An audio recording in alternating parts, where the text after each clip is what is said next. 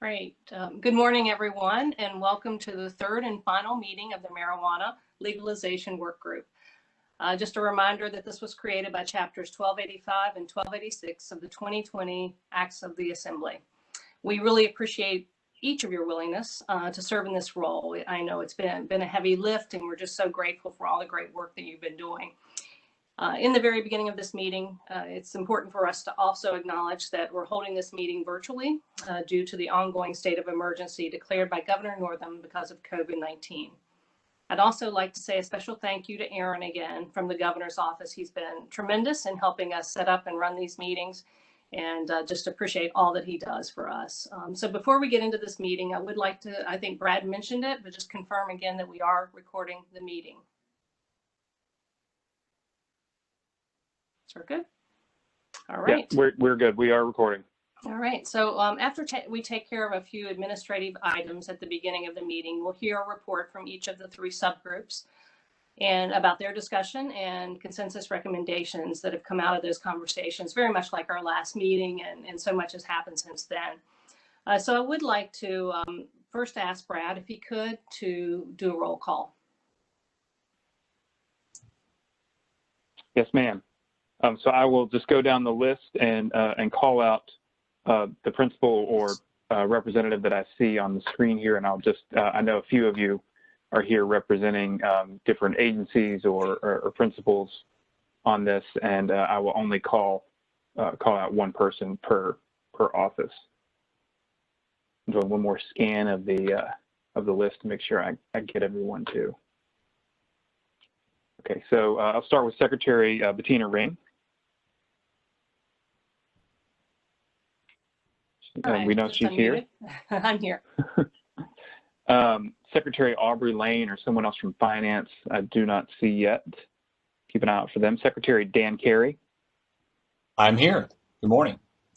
Morning, Mr. Secretary. Secretary Brian Moran. Present. Good morning. Morning, Mr. Secretary. Representing the Office of the Attorney General, Holly Wood.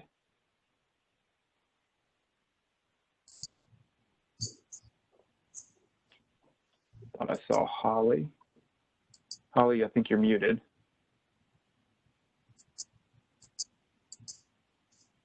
Okay, we'll come back to her. Morning, I'm sorry, I'm here. Good morning, thanks, Holly. Representing Tax Commissioner Craig Burns, Kristen Collins. Good morning, I'm here. Morning. Representing DMV Commissioner Rick Holcomb, Colby Ferguson. Good morning, Brad, I'm here. Morning. I think we also have George Bishop and Cam Gutshaw from DMV on the line too. Representing VNEX Commissioner Jewel Bernal, Deputy Commissioner Charles Green. Yes, sir. Good morning. Good morning. From the Board of Pharmacy, Caroline Jurin. Morning. I'm here. Thank you. Morning, morning, Caroline. We also have Annette Kelly and David Brown from Department of Health Professions on as well. Mike McKenzie from the VCU Center for Urban and Regional Analysis. Good morning. Morning, Mike. Representing the Crime Commission, Kristen Howard. I'm here. Good morning. Morning, Kristen. And we also have Colin from your staff, Colin Drabert from your staff. The Commonwealth's Attorney from James City County, representing Virginia Association of Commonwealth's Attorneys, Nate Green. I'm here. Morning, Nate. Representing Virginia Normal, Jen Michelle Padini. Good morning, Brad. Good morning. Representing Virginia ABC, Travis Hill. Good morning. Travis is here. Good morning, Travis. And I know we also have John Daniel on the phone too. Thanks, John, for all your help in this process.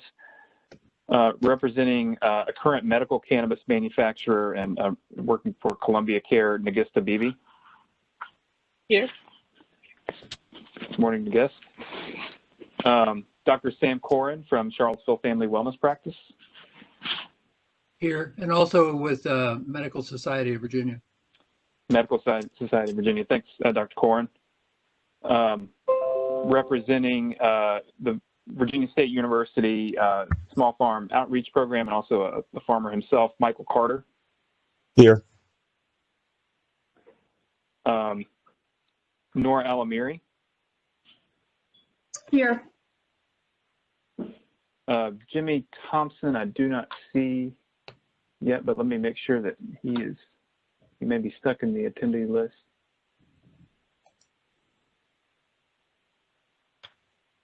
And I don't see him yet. And Jimmy Christmas, I don't see yet either. So let's move on to Richard Boyd, Captain Boyd from the State Police. Good morning here. Good morning. And we also have John Welch on the line. And then from the Department of Forensic Science, Linda Jackson. Good morning here. Good morning. And I think we have David Barron from DFS as well. Thank you both for joining us. All right, Madam Secretary, you have a full meeting. Great. Quorum. Wonderful. Thank you, Brad. And now that we've called the roll, we really need to go down the list to call for approval of the minutes. So we're going to come back to you, but I do just want to remind you that you have received the previous meeting minutes from September 16th and copies of the recent subgroup meetings. And these have not been approved either. So we'd like to approve all of these in one block if possible.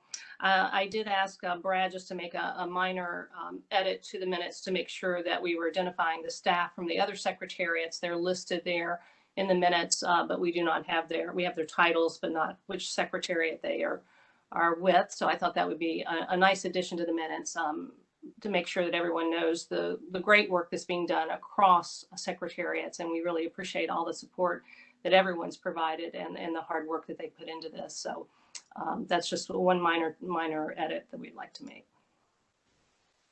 So any other changes to the minutes before we go back through the roll call?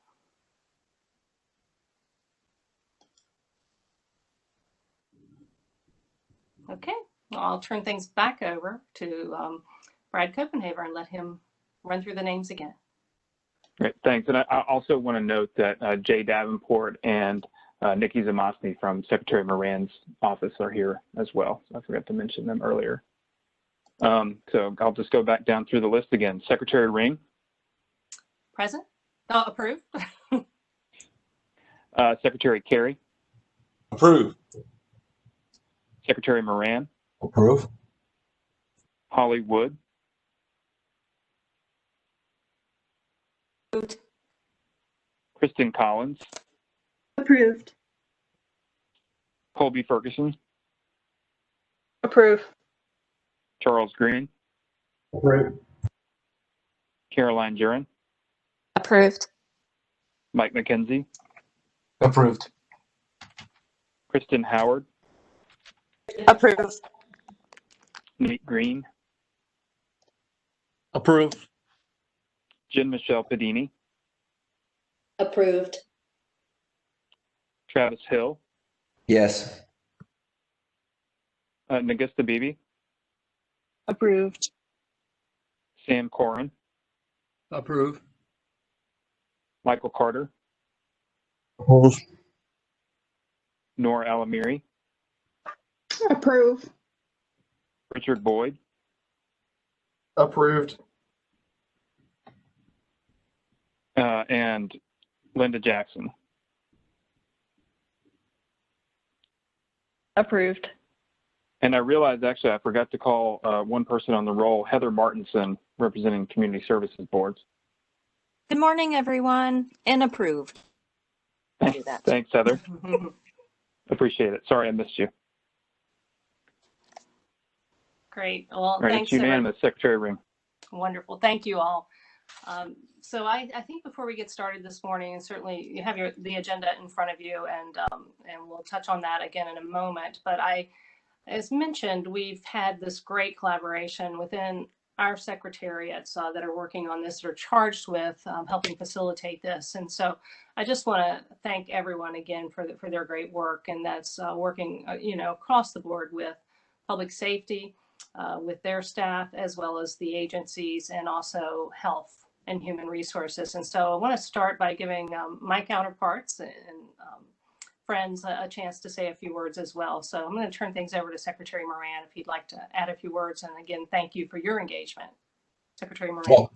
Well, good morning. I just associate myself with your remarks, the introductory remarks, recognizing the collaborative work, and Brad and Katie and my staff have done a terrific amount of work and preparation for these meetings and inviting really relevant, informative speakers. And so I think this has been an excellent exercise in a short, condensed time frame. And during a pandemic, when all of that is considered, this has been amazing work.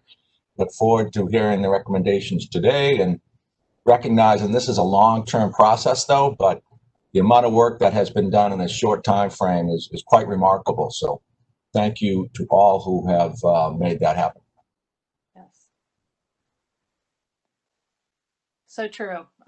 So thank you, Secretary Moran. And I think that, speaking of the pandemic, we know that Secretary Kerry has had a great deal on his plate, as well as members of his team. So I do believe I heard him as we did the roll call and went through approval of the minutes. Secretary Kerry, would you like to add a few words? Well, just some very, very few words. Thank you, Secretary Ring, for your leadership, and Secretary Moran. And thank you, Secretary, working with Brad and public safety and all of the team, and really appreciate the process. And I think the key is, as Virginia goes in, opening this very complex issue up in a detailed and thorough way, I think it's key to make sure that all points of view have been considered, that there's thorough analysis, and that we really have our eyes wide open of what we're sure about, what we're unsure about, and that that the report reflects that complexity and that nuance. And I do think that this is not a one and done sort of thing, that in terms of the commitment to continue to analyze, to learn, and ultimately decide what we want to do as a Commonwealth and what pace we want to do it. And I just would continue to appreciate the relative certainties we have in the whole issue of legalization. And I think so far the work has really reflected that complexity and nuance. And I think that's the key, that this is not a simple topic. It's not going to move forward in a simple way, but it doesn't mean that our analysis needs to take all that complexity into account, and it has. And I think that's really, really important. So looking forward to the recommendations as well. Thank you. Thank you for that. And I think it is certainly a complex topic. And as Secretary Moran said, so much has been accomplished thanks to your great work, everyone coming together to really be thoughtful. And I know just hearing about your work and the discussions you've had in reading the minutes, thinking about how thoughtful you have been, because it is a complex topic. And you also recognize the responsibility you have in being part of this work group. So all of the subgroups and the activities and the experts that you brought in, I think is just some rich discussion has taken place, and it will continue to evolve. And if you look at today's agenda, we're going to continue to have discussion around the recommendations. We'll be hearing from each of the subgroups. We'll have an opportunity with the time that we have today to discuss that in more detail and to really think about those recommendations that are being made, so that we can ensure that the group feels comfortable in moving forward with these recommendations. And so to get started with our first subgroup, I know that this has been a really interesting subgroup, and thinking about what they had to think about as they looked at the fiscal and structural nature of how we would move forward if we move forward with a program. And so we really appreciate the work that's gone into this from VDAX and ABC, and sort of co-chairing that with those members of the subgroup. And I know that Dr. Joel Bernard, who has been co-chairing that with Travis Hill from ABC, is unable to join us today because of a conflict, but we appreciate Charles Green, the Deputy Commissioner, who's been very engaged as well, being involved today and helping represent her and speaking on behalf of the agency. And so we'll move into that overview and turn things over to them at this time. Thank you, Madam Secretary. This is Charles Green, and just wanted to say as it gets started, attempt not to read verbatim what is on the slides and that you can already read. but summarize some of the points there.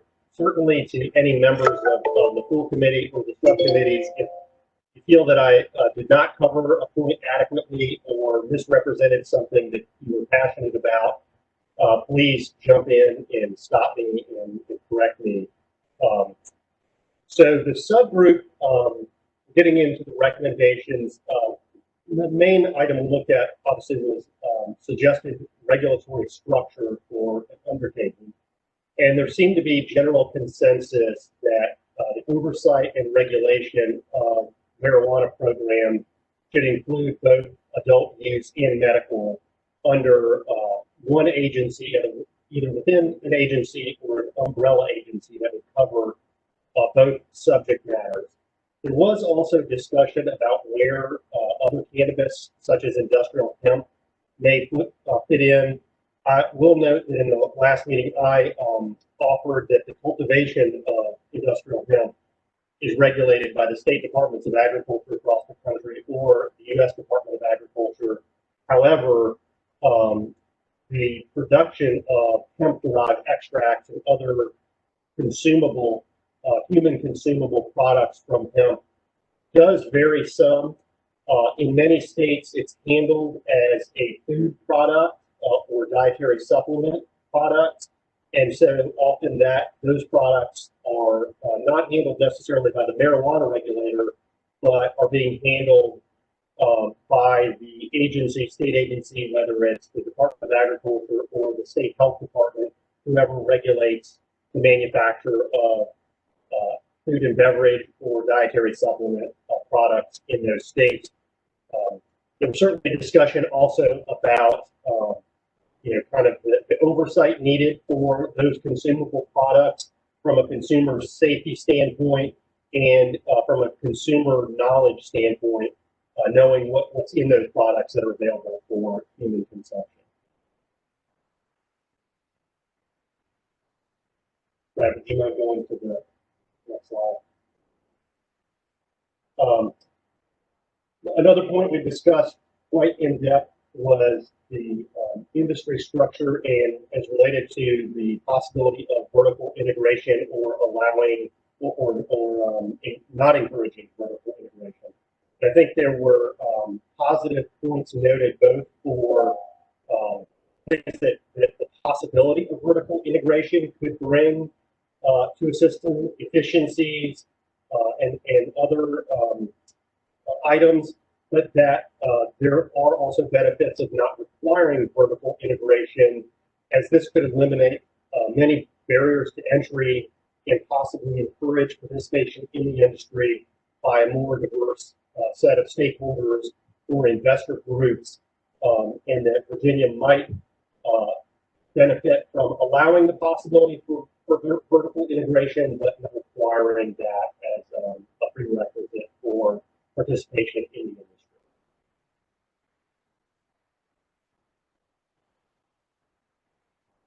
The next topic that we discussed was licensing structures, and I looked at examples from other states and the different types of licenses that are available.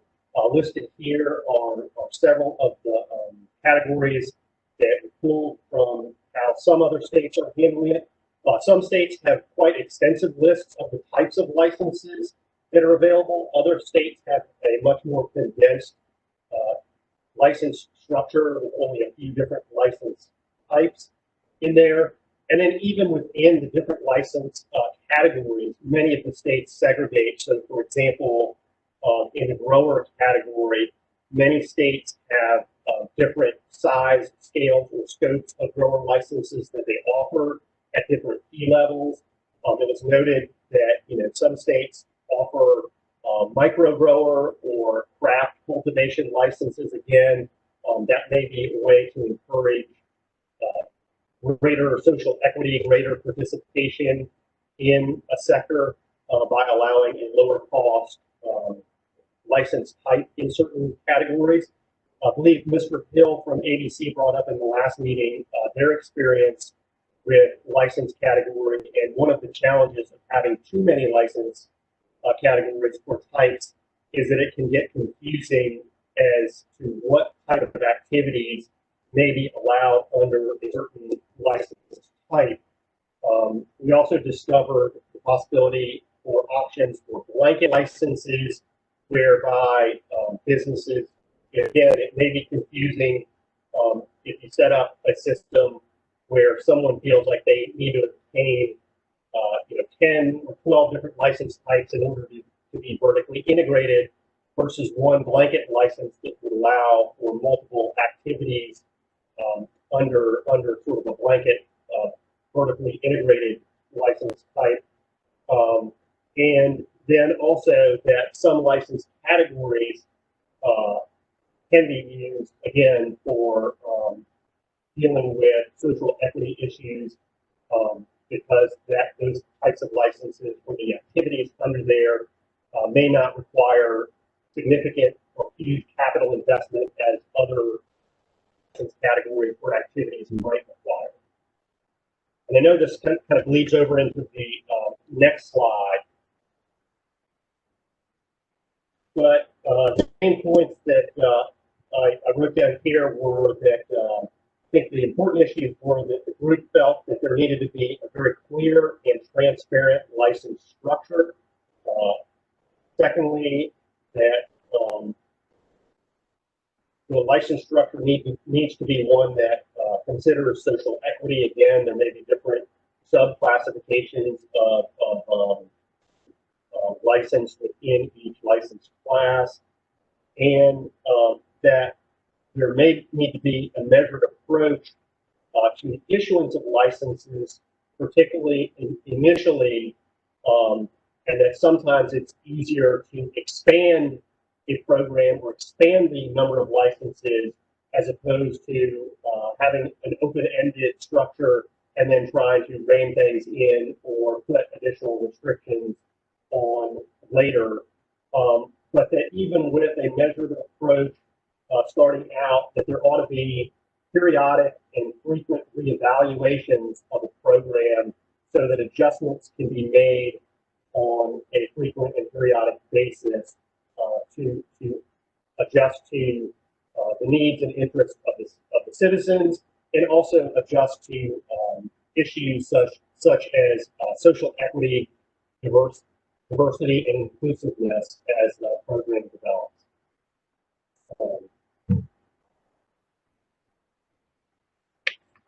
We'll go on to the next slide, please.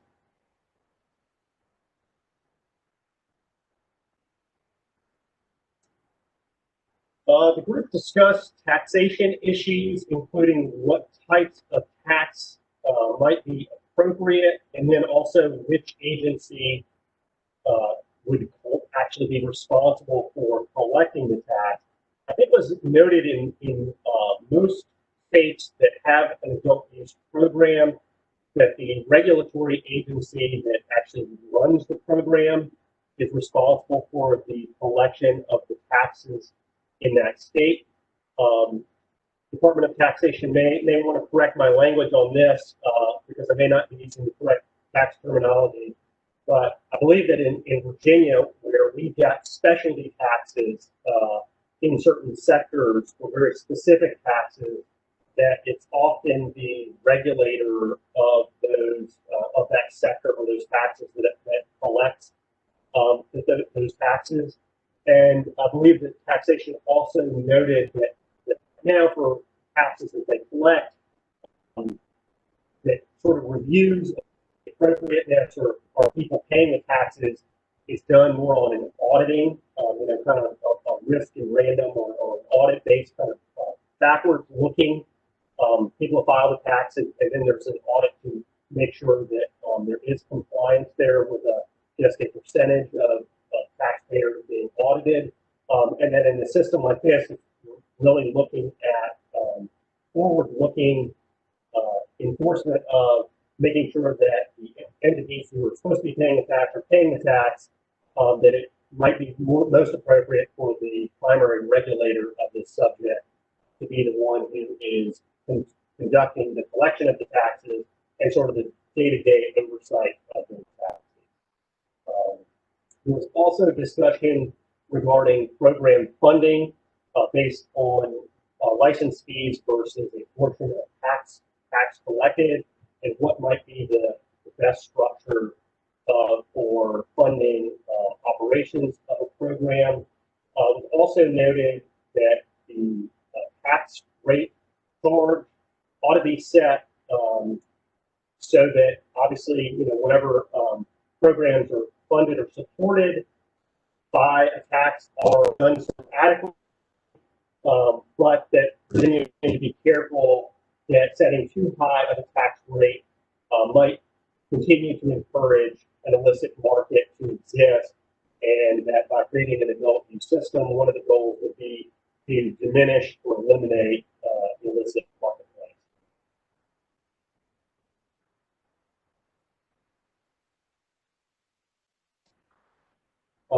Also discussed a possible agency or organizational structure for the primary regulatory agency or umbrella agency that would be responsible. The main points made here were that the agency needs to be robust, well thought out. There needs to be a strong management structure put into place. We have gotten examples and organizational charts from other states that have engaged in this. And the listed here in the bullet points are the different types of staff that are often found in those agencies as the primary regulator. One of the points made here also was that there are a number of other agencies that are either complementary or will continue to provide a support function to the primary regulator, and there ought to be care taken that those personnel or expertise and resources within the existing agencies are not stripped out to be moved or given to the primary regulator. But we need to make sure that those support agencies retain the expertise and the proper support for the functions that they have and are going to be necessary to support the primary regulator. I believe Mr. Carter also made the point that social equity and inclusiveness and diversity is not only important in who can participate in the industry, but that in hiring and staffing the agency, that there needs to be care in taking to make sure that the regulator also reflects the values of social equity that we're trying to promote in the industry at large.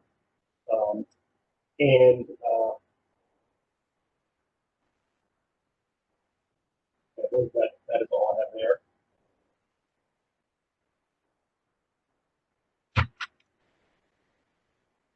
And going along with that, I think the last point here, this is going back to one of the earliest meetings, is that even with a primary regulator, a lot of functions, a lot of support services from existing agencies, and a lot of interagency coordination are going to be necessary, and the consideration given for the possibility of a cannabis cabinet of either agencies or secretariats that will be affected by this industry as it develops should form a sort of formal or semi-formal structure where they're coming together on a regular basis to address issues as they come up and try to be as proactive as possible in addressing those issues, and also encourage routine and regular communication between those agencies and secretariats. And then also the funding and the startup of any regulator is going to take considerable resources, including positions, and there need to be resources put in upfront on the front end, not reliant on waiting for licensing fees and taxes to roll in and try to generate that revenue as you're building the agency.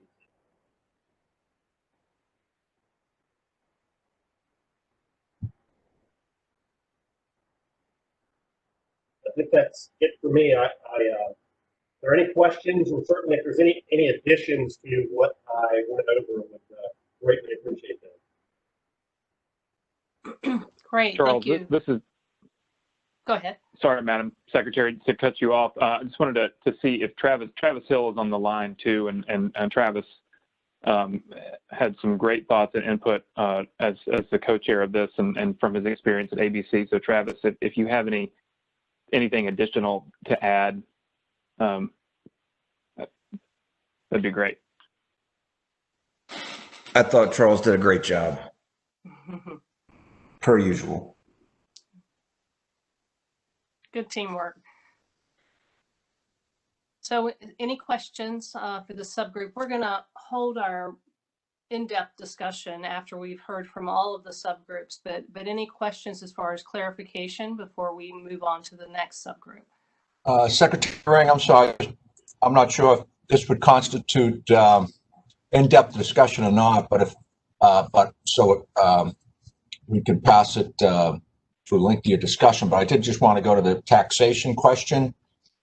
It recommends taxation at the retail level. Is that exclusively at the retail level, or did you leave that intentionally vague? Clearly, we're going to tax at the retail level, but recognizing there's the growing, the cultivation, there's various steps. Unless you have vertical, I suppose if you have seed to sale, then it would only be one entity. But anything on that, or do you want to wait till a lengthier discussion? What's the preference of Charles? Travis, is that a quick answer, or do you want to get into more detail later? Mr. Secretary, I believe, and certainly someone could correct me if they know better how other states are handling it, but my sense from our research was that the most prevalent tax was at the retail level, and that there were fees collected for the licenses at the various stages, but that those stages were not necessarily taxed, and that the fees generated at the various stages of licensing were often used to run the program or fund the program, but that the taxes collected at the retail level may be used for a variety of functions, and certainly are exceed the cost of running the program, which the license structure was sort of established to fund the regulation and oversight of the program. Charles, thank you. I think that answers my question. I appreciate that. Sorry, I just wanted to chime in on one more thing on the taxation. I think one of the things that also came up was the ease of collection, and the other element here is, especially with co-located, the prospect of co-located adult use in medical is for facilities like the existing medical operators that are vertically integrated. At what point it gets more complicated when you start trying to collect taxes along the way, when plants might be grown, and at the plant stage, you don't know yet if that is a medical plant or an adult use plant. Yeah, and the only thing I would add in comments that I made in the group, in the alcohol industry, we tend to collect taxes primarily at the wholesale level. It does reduce the number of taxpayers, so I think it simplifies the approach. But and I'm the first to acknowledge I'm not an expert in tax policy, but I know that where you put a tax in the system certainly impacts how it gets passed on and who ultimately has to pay that. And I think that's the other thing that we have to be conscious of in this type of approach, is just figuring out who ultimately has to pay that tax, how it's passed on, but also the ease of collection. So those are the only things I would add. Great. Thank you all for that. And I think earlier we talked about this being a very collaborative approach, and finance has played a big role in this. So Secretary Lane and I know both Joe and June have been tied up, the deputies within the Secretariat of Finance. But I appreciate all of their support and the agencies within that secretariat that have played a big role in this, in particular this subgroup. And so just want to give a quick shout out to them before we transition to the next subgroup. But it's really, I think, again, you can see from the work that's been done here, thoughtfulness, and especially thinking about the impact and making sure that as you have various agencies playing different roles in this process, and then working within this regulatory structure, that it's important that we try to be efficient and that we streamline things. So the cannabis cabinet that's recommended, or working across secretariats and agencies to ensure that it doesn't become too bureaucratic, or that we have great communications and openness between those agencies to ensure the very best program we can possibly have in Virginia if we move forward with the program. So thank you again for that great work. And we're going to transition to a report from the next subgroup, unless there's anything else. And Brad, did you say something? Secretary Ring. Yeah, I just wanted to just briefly mention before we move on to the next subgroup that there is still some ongoing work that is taking place to do some more economic modeling estimates of this potential industry. Mike McKenzie from VCU and folks at the tax department are working with VEDP to do that. That work is still ongoing, so it's not ready to be presented today, but it will be a part of the final report. So just wanted to mention that. Great. Thank you, Brad. Appreciate that. Okay, so we will move on to the next subgroup so that we can hear from the legal and regulatory subgroup and the work that has been conducted there. So I'd like to ask Jen Michelle Bedini of Normal and Nate Green, the James City County Commonwealth's attorney, to give us an overview of the work of this subgroup. Turn it over to you. Thank you so much. So a number of these points were previously mentioned in fiscal and structural, so I'll try to be general and not touch too much on those. On this first slide, of course, is a fine example of that. And the point that I would like to make in providing clarity in this is that it's likely that Virginia must allow for vertical integration, as though that is the only model that we currently have. So we'll have to be intentional not to dismantle the existing structure that we have in place when we consider how we make our regulatory structure for adult use.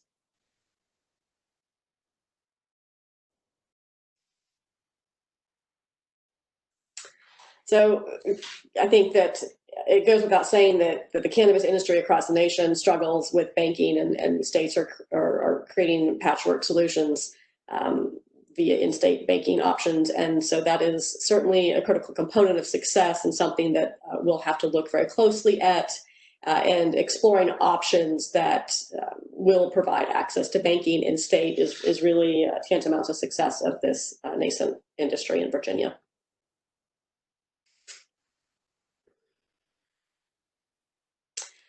Equity is a very popular buzzword in cannabis space right now, and often that is looked at solely through the lens of licensing. And as we've discussed in great detail, the individuals who've been impacted by prohibition don't necessarily want to work in cannabis industry. Many of them would rather work at a bank than at Burger King.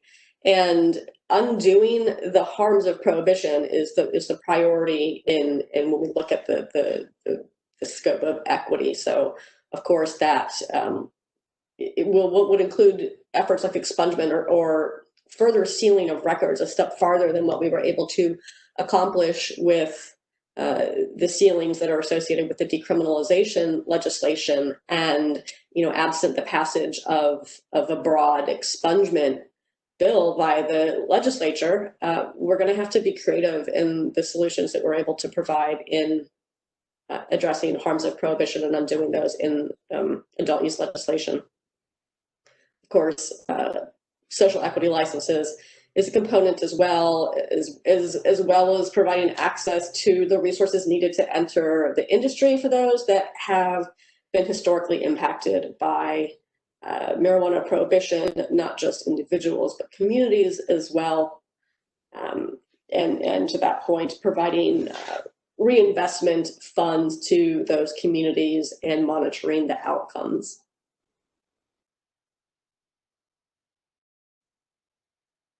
Local control is something that was of interest to the group, and there definitely we've seen this play out in different ways across the country, where more often than not there is the ability for local opt-out. And what the group reviewed is the provision currently in place for alcohol, and that local opt-out would require a voter referendum. So that's something we would certainly want to perhaps emulate in such a bill, and being sure not to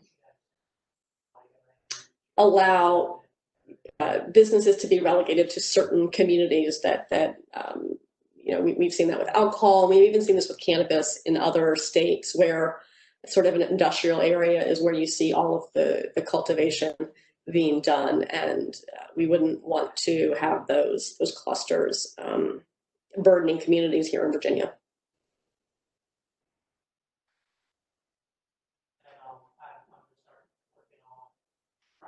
I think this is something that's touched on in health impacts as well.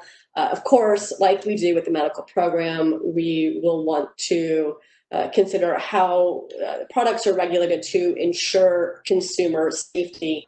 Not only does this mean what's in the products, but this means adopting industry standards for serving sizes and for the total content of an individual product, as well as perhaps the entire amount that may be dispensed within some period of time. Of course, as we do with medical program, we'll want to apply the same safety standards for pesticide residues and other adulterants as that relates to testing, tamper-evident packaging, and packaging that provides a child safety mechanism.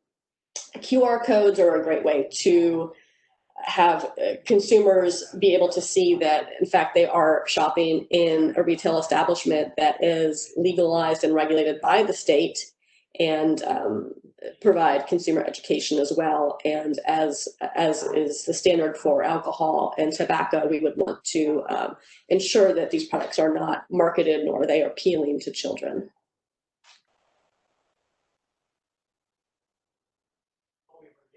Personal cultivation is something that we hear a lot about here in Virginia, particularly as we have a great amount of rural area here, and some states allow, some states prohibit. And given the feedback that we've heard, I think this is an important element in any program that is explored here in Virginia.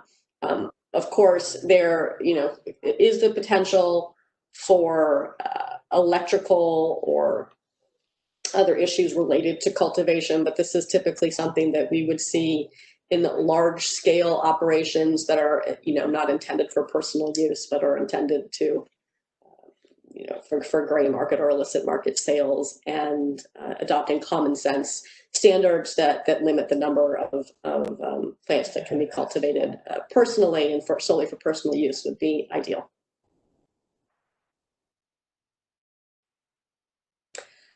So there is no science at this point that supports a per se threshold for marijuana impaired driving, meaning there is no nanogram limit that is recognized by any measure of science that indicates impairment. This is because of the way THC is metabolized in the body. There are technologies that are readily available and used throughout the country, technologies that measure impairment as opposed to consumption. And we did hear from a company that specializes in such a product. There are a number of them available, and that is provides a great opportunity for Virginia to look more holistically at impairment as opposed to simply identifying new prosecutorial tools. As we move forward with this, Virginia should very quickly begin collecting more robust data about impaired driving and about impaired driving as it relates to marijuana. If we don't do this now, and then we simply start doing so after legalization, then we will be one of those states that reports a drastic increase, and the drastic increase will likely be because we were not aggregating that data prior to that date.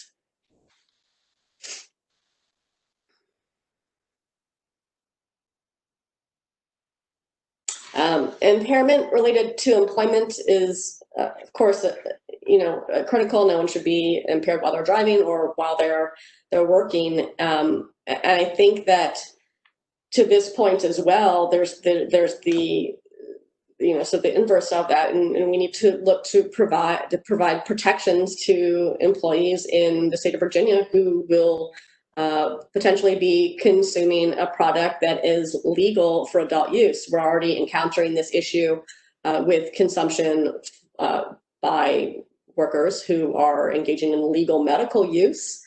This isn't a new topic, and the state's going to need to consider what protections we'd like to specify for employees as well as employers.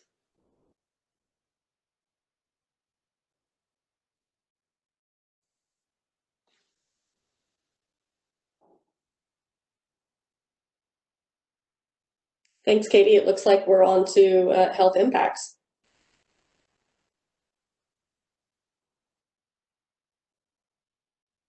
Thanks, Jim, Michelle. Secretary Ring, if you're talking, you may be on mute. Yes, thank you. Thanks for that great report, another very thoughtful report. And any clarification questions, again, reminder that we'll have more in-depth discussion after our last report.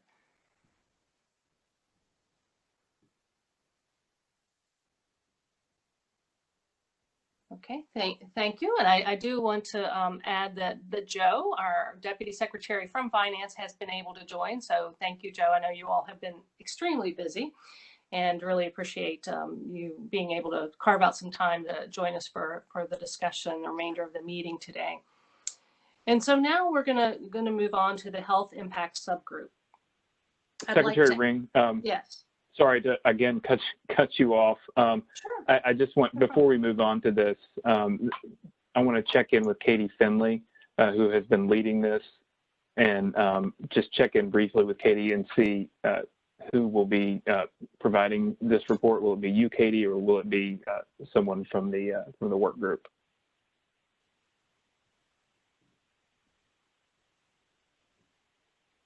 Are you there, Katie? Yeah, sorry, I was having trouble with my mute button. Both Dr. Corin and Nora Alamiri are going to present. I think they're going to divide it up. Okay, great. Sorry, I wanted to confirm that because I know we had talked about some different options there. Yeah, and I'll do the data piece at the end if that works. That's great. Well, then I'll go ahead and turn it over to the subgroup then. Dr. Coran, and also to Noor Alamiri. Good morning, everyone. It's been a pleasure to work with this group, and we've come up with a pretty robust evaluation of the systems as they currently exist. And there's really no consensus as to how the impact of the public health and public safety in other states. But there were a lot of suggestions, and one of them, I think we need to be robust in our data collection to be able to get the information that we end up needing and start it before we actually have the legislation in place in order to realistically look at what the impacts are going to be. So this is one of the suggestions we ended up having. Next slide, please. There's no question that consumer safety is critical, and understanding and preventing the kind of harms and understanding what is responsible use. The targets of a lot of our attention has to be, to try and prevent the development of major substance issues. And that directs itself to the children, in which the age groups of the 13 to 17 or so, are going to be certainly more impacted by potential advertising, et cetera. So some suggestions have been to require child-proof tamper-evident packaging, whenever possible, child-resistant, so that children can't get into it. Consumer education at the point of sale, which is a clear and standardized packaging, insert signage or QR codes, and having people who have been trained who are actually selling the products. Using the medical cannabis program as a framework would be useful, and certainly making sure that what you think you're getting is what you're getting, which is being able to test it, but making sure that the labs that are doing the testing, are going to be consistent in what they are reporting. To some extent, looking at the illicit market and diversions that may occur is another aspect of what we need to look at, because it's within that illegal market that much of the health issues are going to be present. Next slide. The amount of THC that an individual can get can be quite variable depending upon how it's given, whether it's an oil or whether it's a flower, or whether it's so understanding to some extent what people are getting, and they may not know that at the time that they buy something. A per dose, per serving, per package THC limit, as well as a per sale limit, has been a consideration in other states, and something should be considered. We strongly considered a tiered tax system to disincentivize the use of high potency products. Those are the ones that I think are going to give us, more issues with impairment. Potency caps, however, can result in higher levels of unhealthy additives,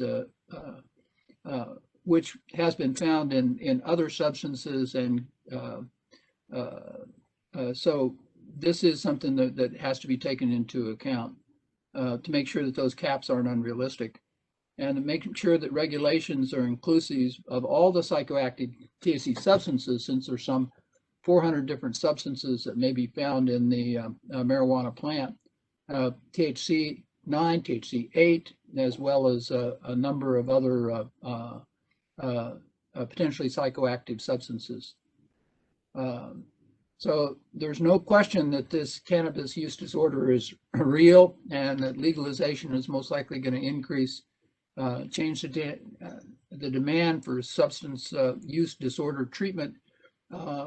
That is something we would really like to see added into the legislation to fund the kinds of support that's necessary for that. The behavioral health safety net is necessary for us to think about before we end up just having that. Now, in truth, it's already an issue. Illegal marijuana is rampant, so it's not that we're dealing with something which is new, but using tax revenue to invest in this substance recovery, I think, is something that needs to be considered.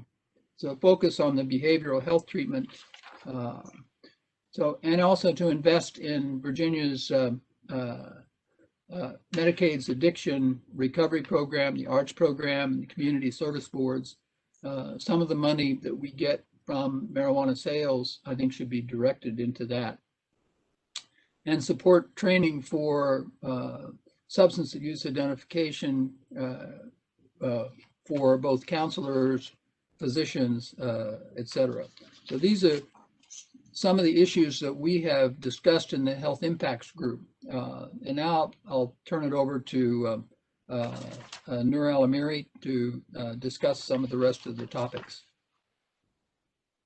Thank you, Dr. Korn. And I just wanted to mention to our fellow health impact subgroup members, if we have missed anything or there are any nuances we didn't touch on, please feel free to chime in.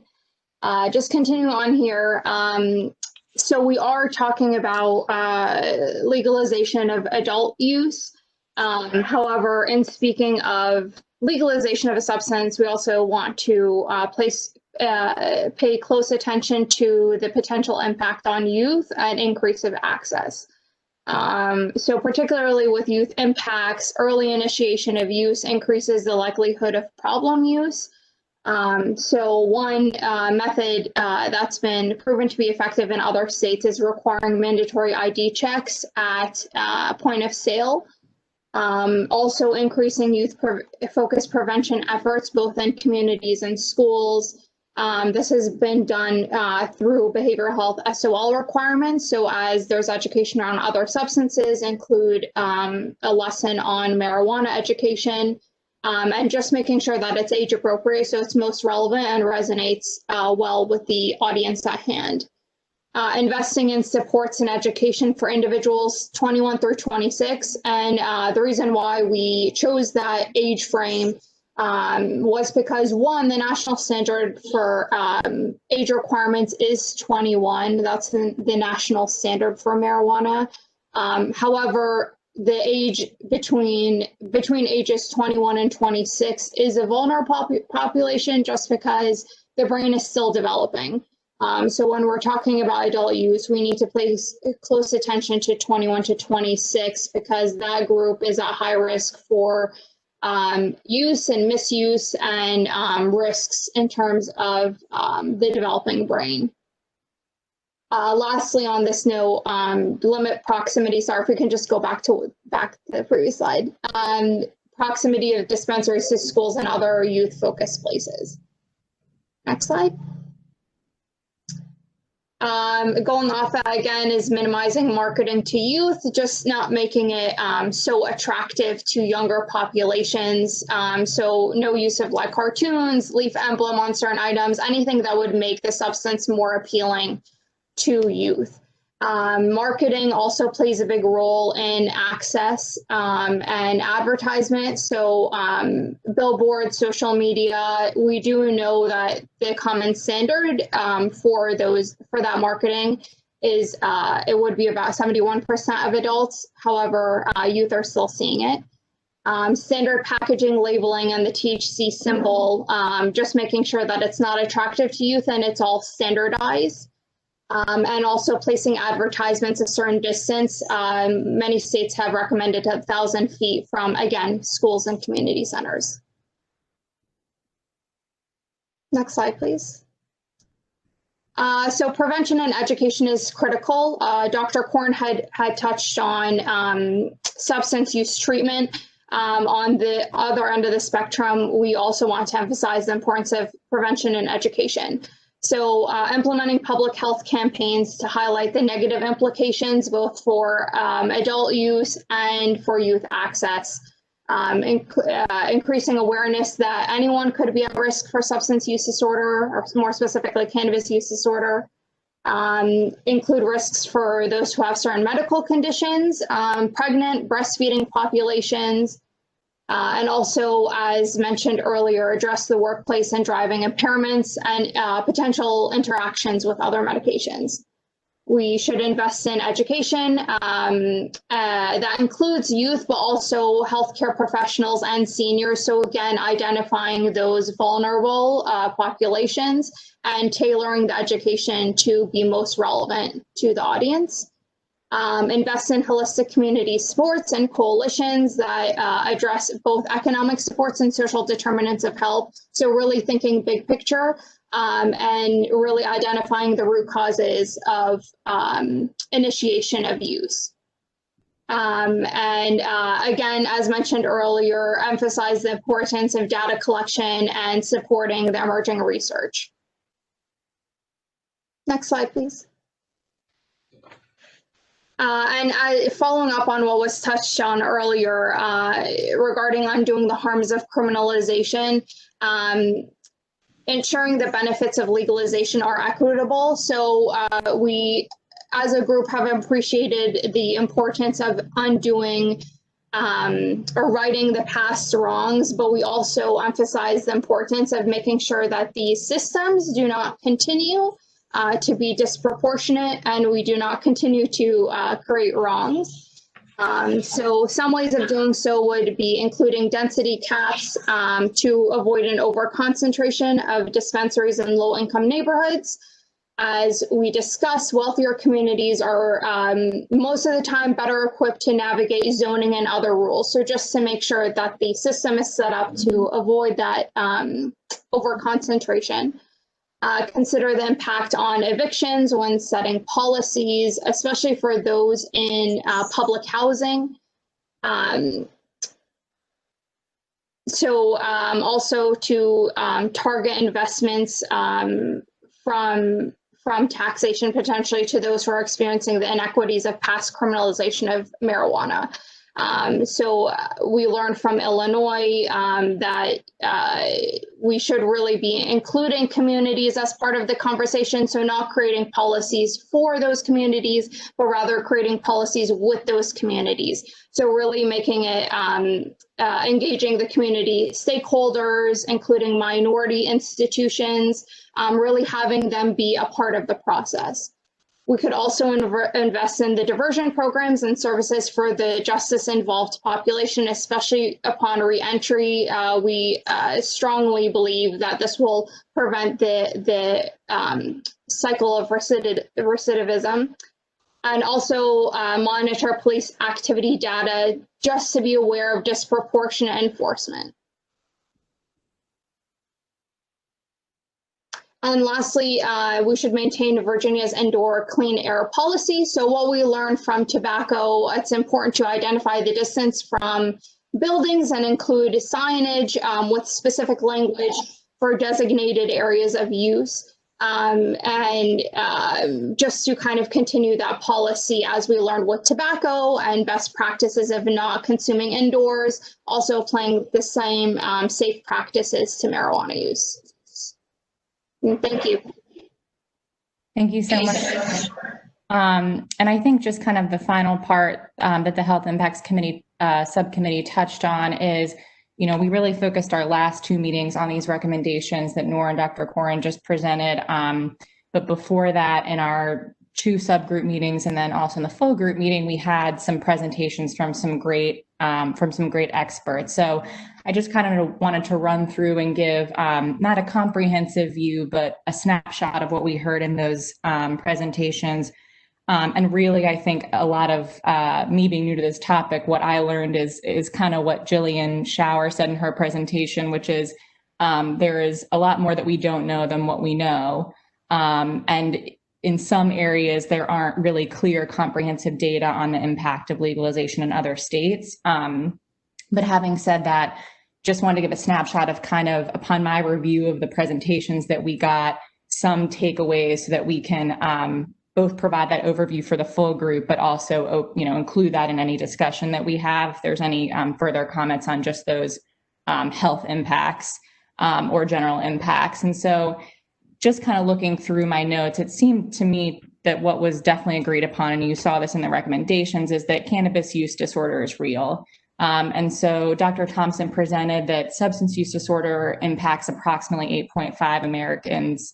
And then looking back at a World Health Organization report that cites as high as 10 to 25% of regular cannabis users may be susceptible to cannabis use disorder. So another kind of point that you saw in the recommendations is that early initiation of use is going to increase that. And so again, what I found looking at some data from SAMHSA, so the Substance Abuse and Mental Health Services Administration at HHS, is that approximately 1 in 10 marijuana users will be addicted, but if they start before 18, the rate of addiction rises to 1 in 6. And we heard that from one of our presenters in the work group.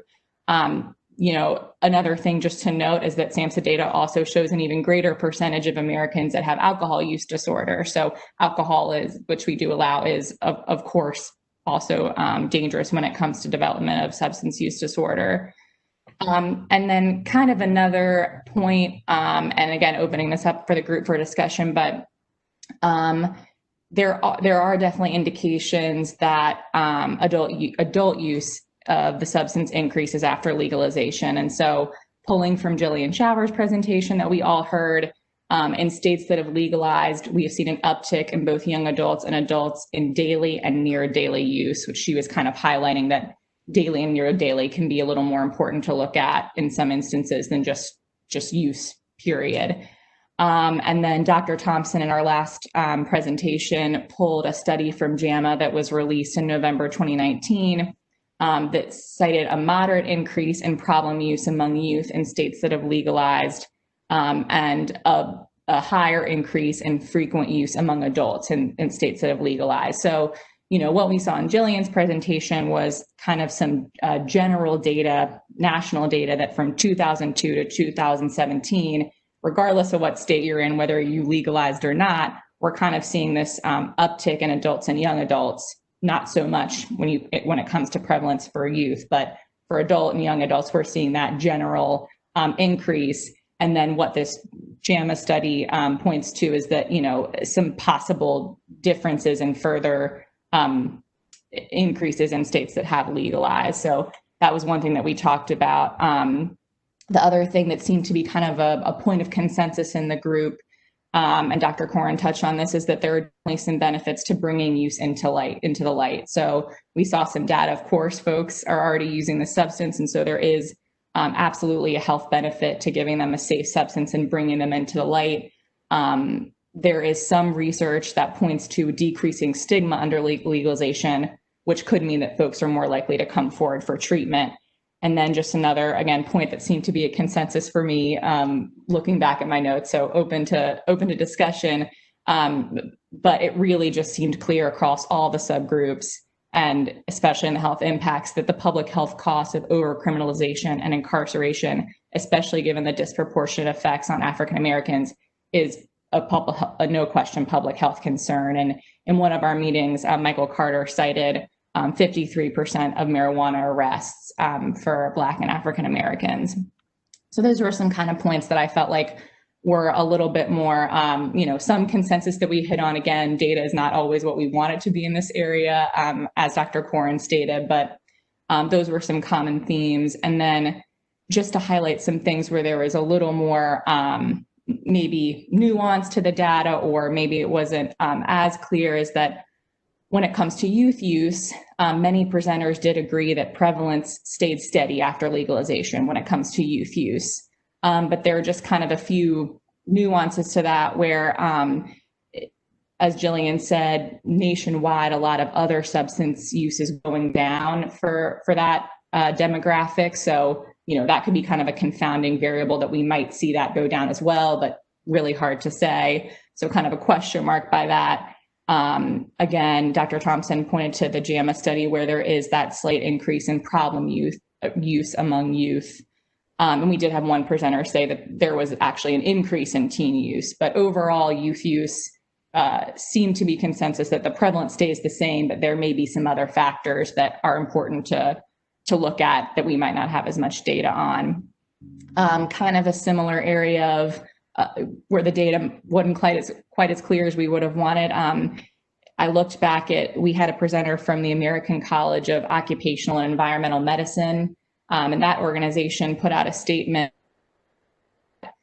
quote, states with legal recreational or medical marijuana are reporting an increase in fatal motor vehicle crashes involving THC. And that's echoed a little bit in a Colorado report that was released in 2018. However, we also had some presenters come and say, no, when you look at the different states and you look at the correlation, there really isn't a strong signal that there is this increase in fatalities with traffic fatalities that involve marijuana. And I won't go through these in detail unless folks want me to, but kind of some other areas where looking back at the presentations and some studies that were sent, it seemed to be kind of evidence in each direction or not totally clear is with opioids. So there is some evidence in literature that if folks are substituting marijuana for opioid use, so if they're using marijuana, they might be decreasing their opioid use. But it also seemed like there were kind of not full randomized trials that confirm that. And looking back at several different pieces of the literature, there's some conflicting things on that point of whether legalization really reduces opioid use. Similarly with gateway, we really heard some different statements on whether marijuana was a gateway drug, although Jillian Schauer, who presented to our meeting last time, did say she didn't really find any science behind marijuana being a gateway drug, but there is some science to support increased substance use disorder if folks who are using marijuana do try other substances.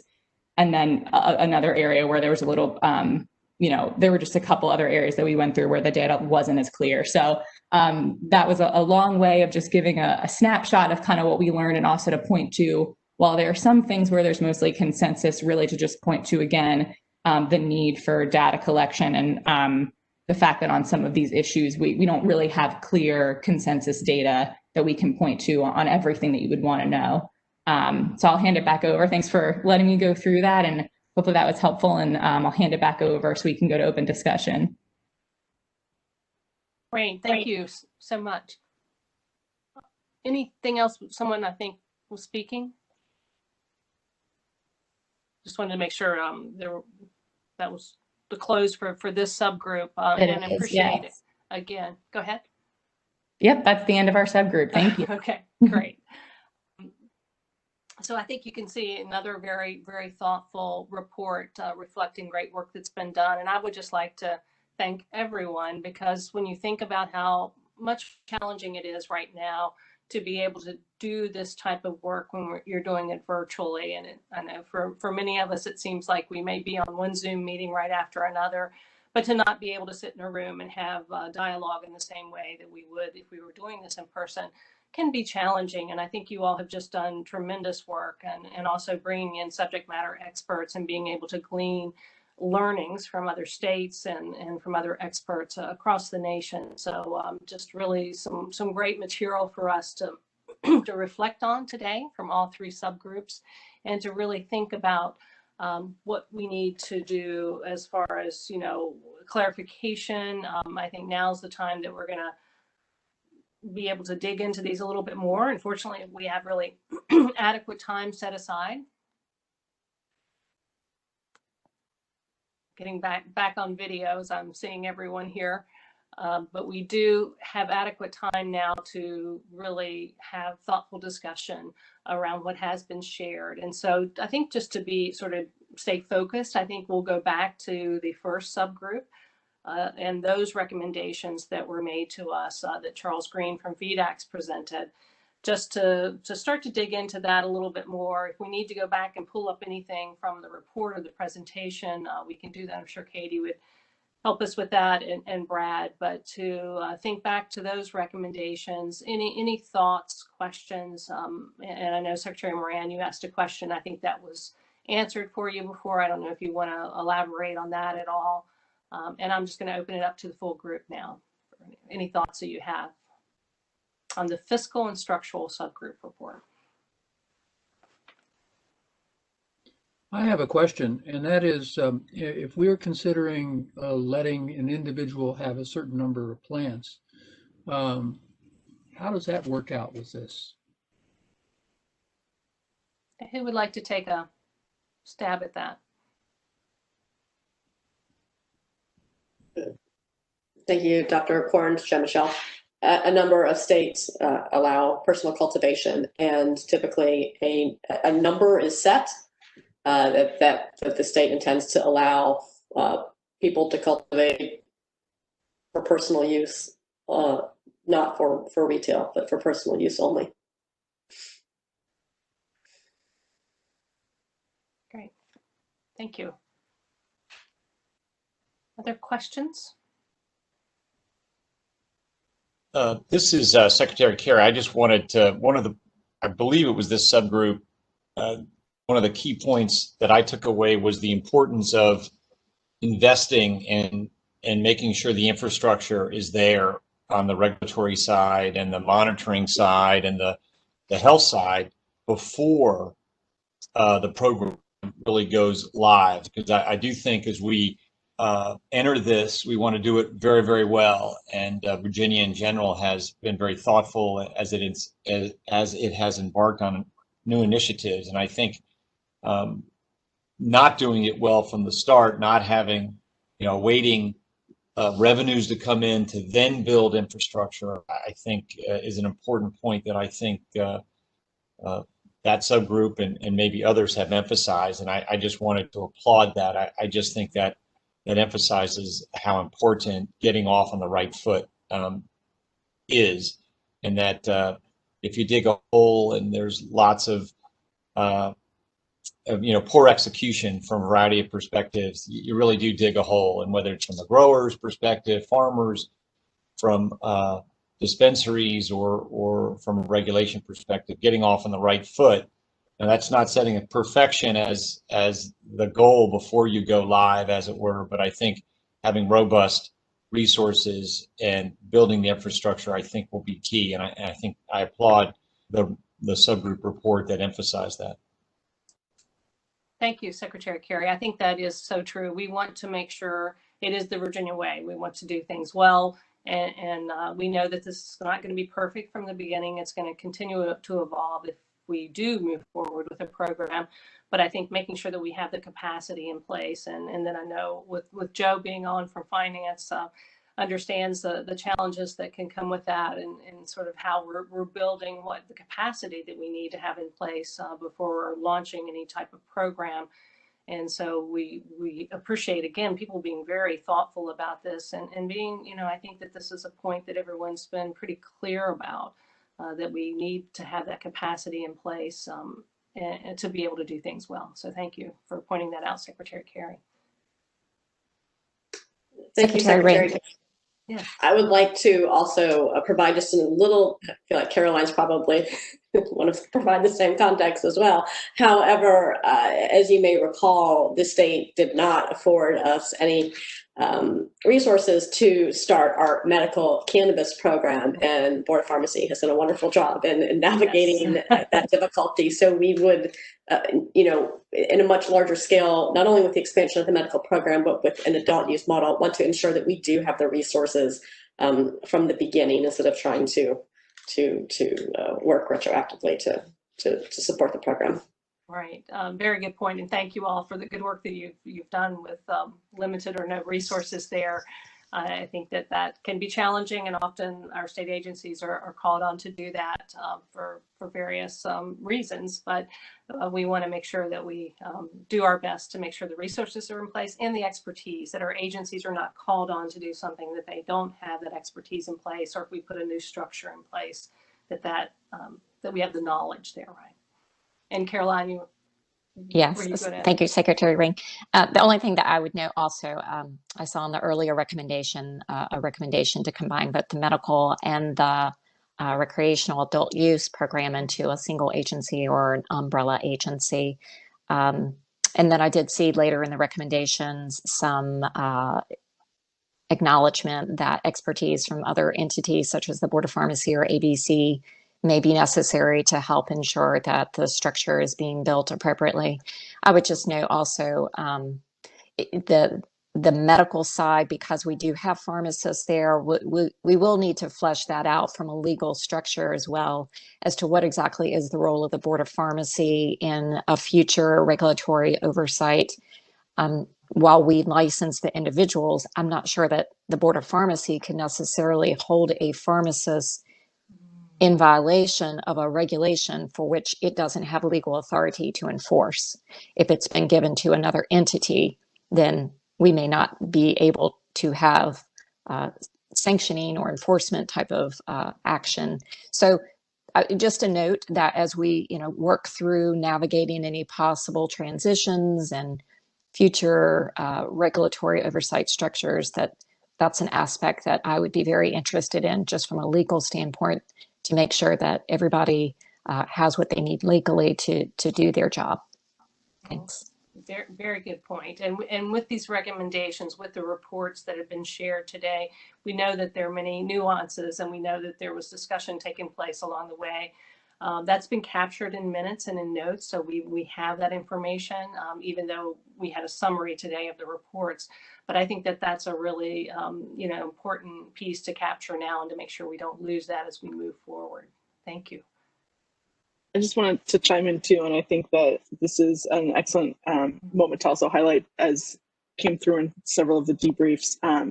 We have examples where, for example, a pharmacy inside of Kroger, Board of Pharmacy is able to still monitor the pharmacists who operate in locations like that, and other examples where I think we have a lot of precedent in other industries that we can be using to model for the future of Virginia's cannabis industry.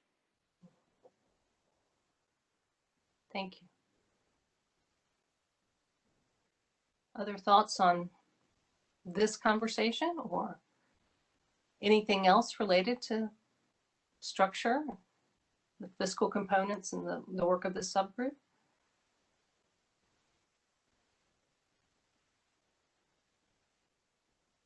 Anything from the co-chairs? Yeah. Brad? I don't mean to put him on the spot or others, but if Mike McKenzie is still with us, or if someone, Kristen Collins or someone else from the tax department is here, if they, we don't have anything to share today on kind of the work that's been going on at the staff level on some of the economic modeling, but I don't know if Mike or Kristen or someone else would like to just maybe talk briefly about the process that we're looking at for that. Sure, I can put you on the spot. No, you're fine. I can speak briefly on it.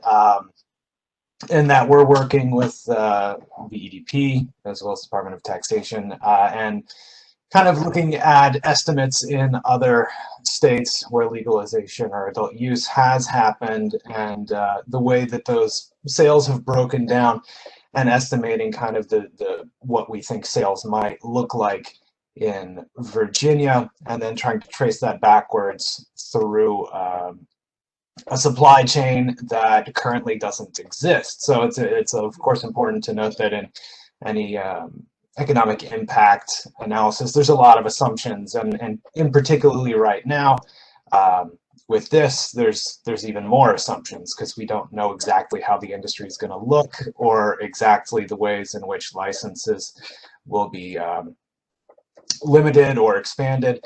That being said, we're trying to come up with an understanding of between the sales estimates of roughly $660 million to $2.5 billion, what those impacts might look like and what that range might be.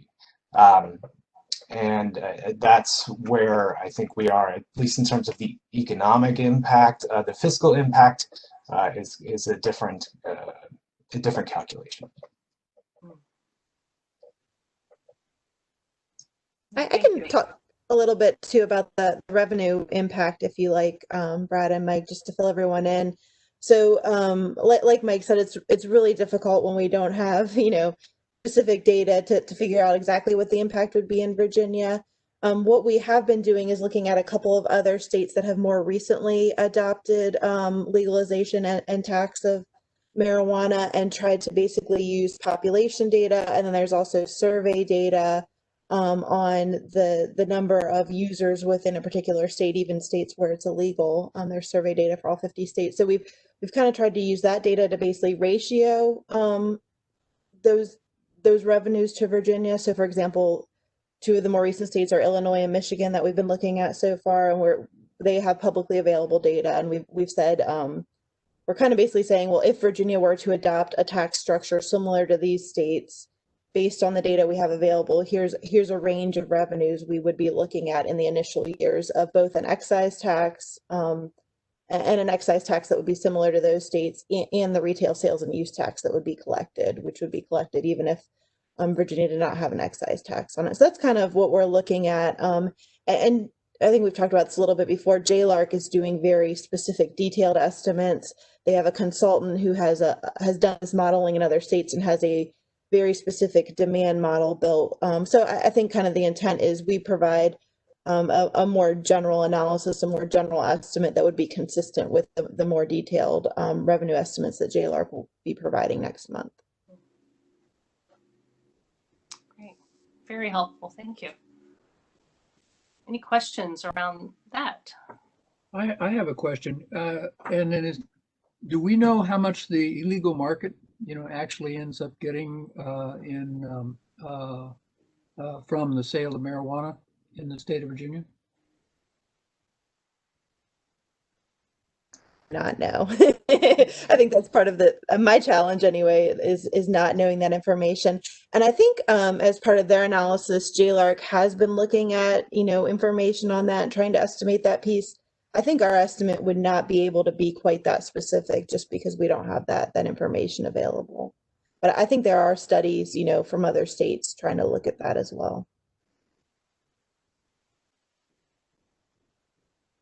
If Mike said that you could get 600 to $1 billion out of this, they must be making a whole heck of a lot of money out of there illegally. Yeah, a lot of nods. So other discussion, thoughts, questions? Sorry. Really quickly on the rough size, just on a quick search, Virginia appears to account for about 3% of the $60 billion illicit cannabis market in the United States. And I'm just trying to count all my zeros. It appears to be about $1.8 billion in illicit cannabis sales currently happening in the state of Virginia, Commonwealth of Virginia. Thank you.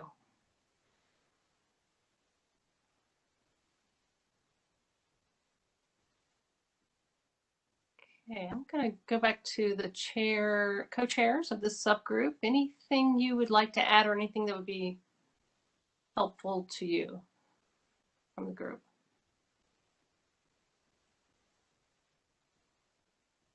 Okay. Secretary Ring, this is Brad, and again, I'm going to put somebody on the spot if he's willing. But Travis Hill, in our meeting on Monday, I thought gave a really good example of when we were talking about the licensing issue. ABC has recently undergone some reanalysis of their licensing, and Travis, I don't know if you could maybe talk about some of the challenges you all were seeing with all the licenses that you had and kind of the decision-making process there, because I think it may be similar. Sure, glad to try to recreate that comment. I think with ABC, what I told folks, when we started in 1934, I think we had 5 licenses. We got up to about 170 or 180 different combinations, and part of that was just different business models that came up and legislators passing bills to address that specific business model. And what was happening is you were creating this market where very closely placed businesses in terms of structure were having to obtain different licenses, and it was creating confusion among the businesses to understand, well, what do I need? What licenses do I need to do the business that I'm trying to conduct?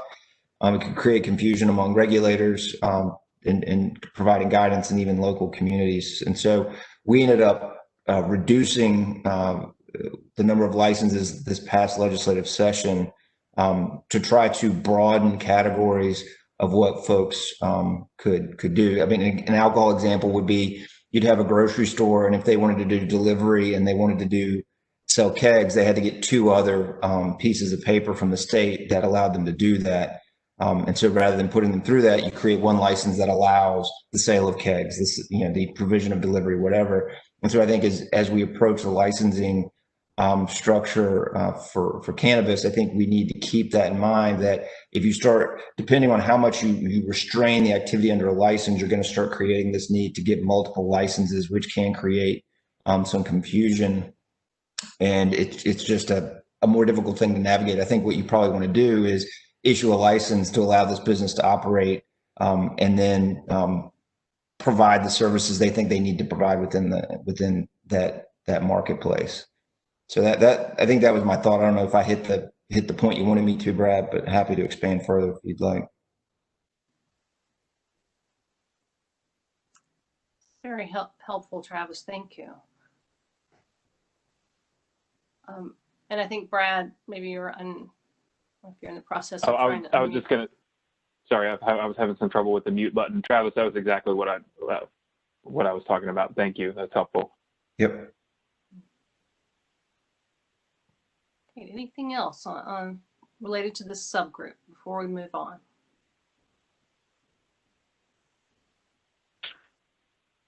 Okay, We can come back before we wrap up, but let's move on to the legal and regulatory subgroup. Secretary Ring, I was going to ask a question of Jen. Great. Hey, Jen, thank you for the report, and thank you. Your years of advocacy and work and policy on this issue. This is just kind of the tip of the iceberg and the work you've done over the years. So thank you, and I really want to recognize your work and policy expertise and your contributions to this study group. You talked about the zoning and the avoidance of locating these facilities in certain areas of the community. So I'd like you to elaborate a bit more on that. I mean, typically it's a matter of local zoning where retail or manufacturing, any economic development goes on in a locality. So so the state's role with respect to where would you cite these locations? And then also, could you inform me what other states are? Is a retail establishment selling marijuana similar to other retail, or do they create a different zoning? Is it a commercial? Is it retail? And then also in terms of the cultivation, I've actually visited Colorado and seen one of these very large growers, and it was in what would otherwise be a industrial area. And so if you could just kind of like tease out a little bit more in terms of that that point you made, and if you would speak to that, please. Absolutely. So first, thank you, Secretary Moran. That was very kind of you.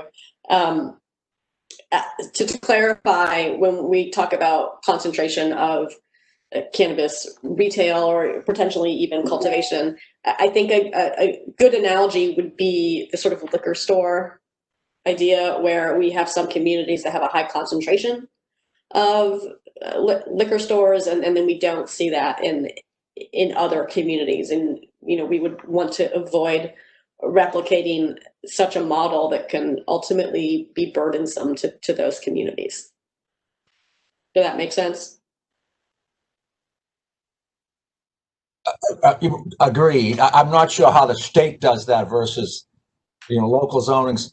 It is local. So yes. But that's something for us to be aware of. But could you tell me how, in terms of the growers and cultivators, is that typically located in an industrial zoning? Yes. Obviously not in a residential area, but commercial or industrial. Okay. Absolutely, and Virginia, has certainly ample agricultural area as well, more rural areas in which these cultivation facilities could potentially be located. Of course, it's important that they're accessible to, trafficable areas for transport. But yes, those are. Cultivation is, as you absolutely saw in Colorado, a fine example of that, where you see multiple, sort of cultivation corridors where they're all located in one area. Right. Mm-hmm. And to your question about different zoning, so we've sort of stepped in this already here with our medical cannabis facilities, and there are specific restrictions in place for those processors, as it relates to locations near schools, and clearly we would echo the same requirements for additional facilities that are producing cannabis or retailing cannabis for adult and or medical use. I'd like to maybe Negus can share some more thoughts on this, but really, other than providing that guidance in a regulatory capacity, there were no specific zoning classifications for these businesses. Yeah, I'm not aware. Yeah, I'm not aware of like a cannabis specific type of use permit. I believe there have been some instances based off of locality, where we have to apply for special use permits or things like that. But we participate in basically pre-existing processes. There obviously for cultivation, those are typically in industrial areas, which is why when you look at the existing processors, the initial location is almost always in an industrial area, which is better for cultivation zoning, but trickier for patient access, which is why we're very excited about the 5 additional locations that can make it easier for patients to get to us. Instead of having patients come to a warehouse district, then it's very difficult to sometimes identify even the building. That said, what we have seen to help break apart are proximity restrictions. So, you know, if you are trying to locate a new retail site, it has to be, you know, X amount of feet away from any other existing cannabis retail site. And that helps break up, you know, too much concentration in any area. I did bring this up with the public health impact, and I believe Noor spoke to it earlier. Just that one of the things I think that's important, because we are talking a lot about equity, is that we definitely know that when it comes to NIMBYism and the ability to organize for a local community to organize to speak up, that ability is disproportionately located in wealthier areas. And so making sure that whatever standards are being put in place can be consistent, so that we're not unintentionally exacerbating, you know, other disparities because of income disparities and education disparities that already exist in the Commonwealth. Secretary, I do have another follow-up for Jen. Different subject, but within her group, and maybe her co-chair Nate Green would like to weigh in as well. Jen, you were very much involved in the decriminalization bill last year that Governor put in, and Senator Edmund and others worked so hard on. Do we have any data yet? And did you all look for any data with respect to decriminalization? And that was supposed to bring an end to the incarceration and arrest, particularly the disproportionate impact on Black and Brown communities. In addition, the sealing of the records, we're supposed to seal marijuana convictions now. And so was your group able to obtain any up-to-date? And I know working with data, there's always a time lag. So I probably know the answer to this. Otherwise, I'd have a report on my desk giving me that information. But I thought I might ask you, and then Nate might be able to add just some anecdotal evidence from his office work. Secretary Moran, are you asking about reduction in arrests and incarcerations? Correct. And how is that working? I mean, have we seen a decrease? It's supposed to be eliminated. That's a great question, and I'm sure we could submit FOIAs to request that information. I'd love to hear at least, you know, Nate's perspective on that. I think it's worth noting that we have had follow-up questions regarding incarceration, and you know, the decriminalization legislation did not provide any direction on currently incarcerated individuals. And there has been, we have received feedback from those involved in cases that happened prior to July 1 as to then how it would be treated after July 1. There seems to be some confusion at the municipal level as to what it should be because the offense occurred prior to July 1. Oh, let's hear from Nate and what he's seeing among his office and maybe his colleagues. But I think my office we need to work as this report gets developed and finalized. I'd love to get some of that data into this report to reflect the changes as of July 1. We certainly were excited about that and hopeful that would decrease eliminate the arrests and decrease incarceration and seal the record. So Nate, what do you have to say? Well, Mr. Secretary, to answer your original question of do we have any data? No. I could provide you with data from Williamsburg, James City County, but even I don't have that data as far as numbers. I can now talk about anecdotally. Sorry, butchered that word. So most offices, I can't speak for all, but most offices started implementing the General Assembly's intentions well before July 1. Williamsburg was one of those places. So all of our pending marijuana cases that took place sometime between I don't know, December of 2019 and May of 2020 were handled differently than they had been handled in the past. We found a code section that we felt did two things. It modeled the idea of a civil penalty, and it was a code section that our clerk's office could deal with and their systems I recognized. And so we started in, as soon as the General Assembly regular session ended, we started amending all marijuana cases to smoking in a car with a minor. That is a civil, that's a code section that carries with it a $50 civil penalty.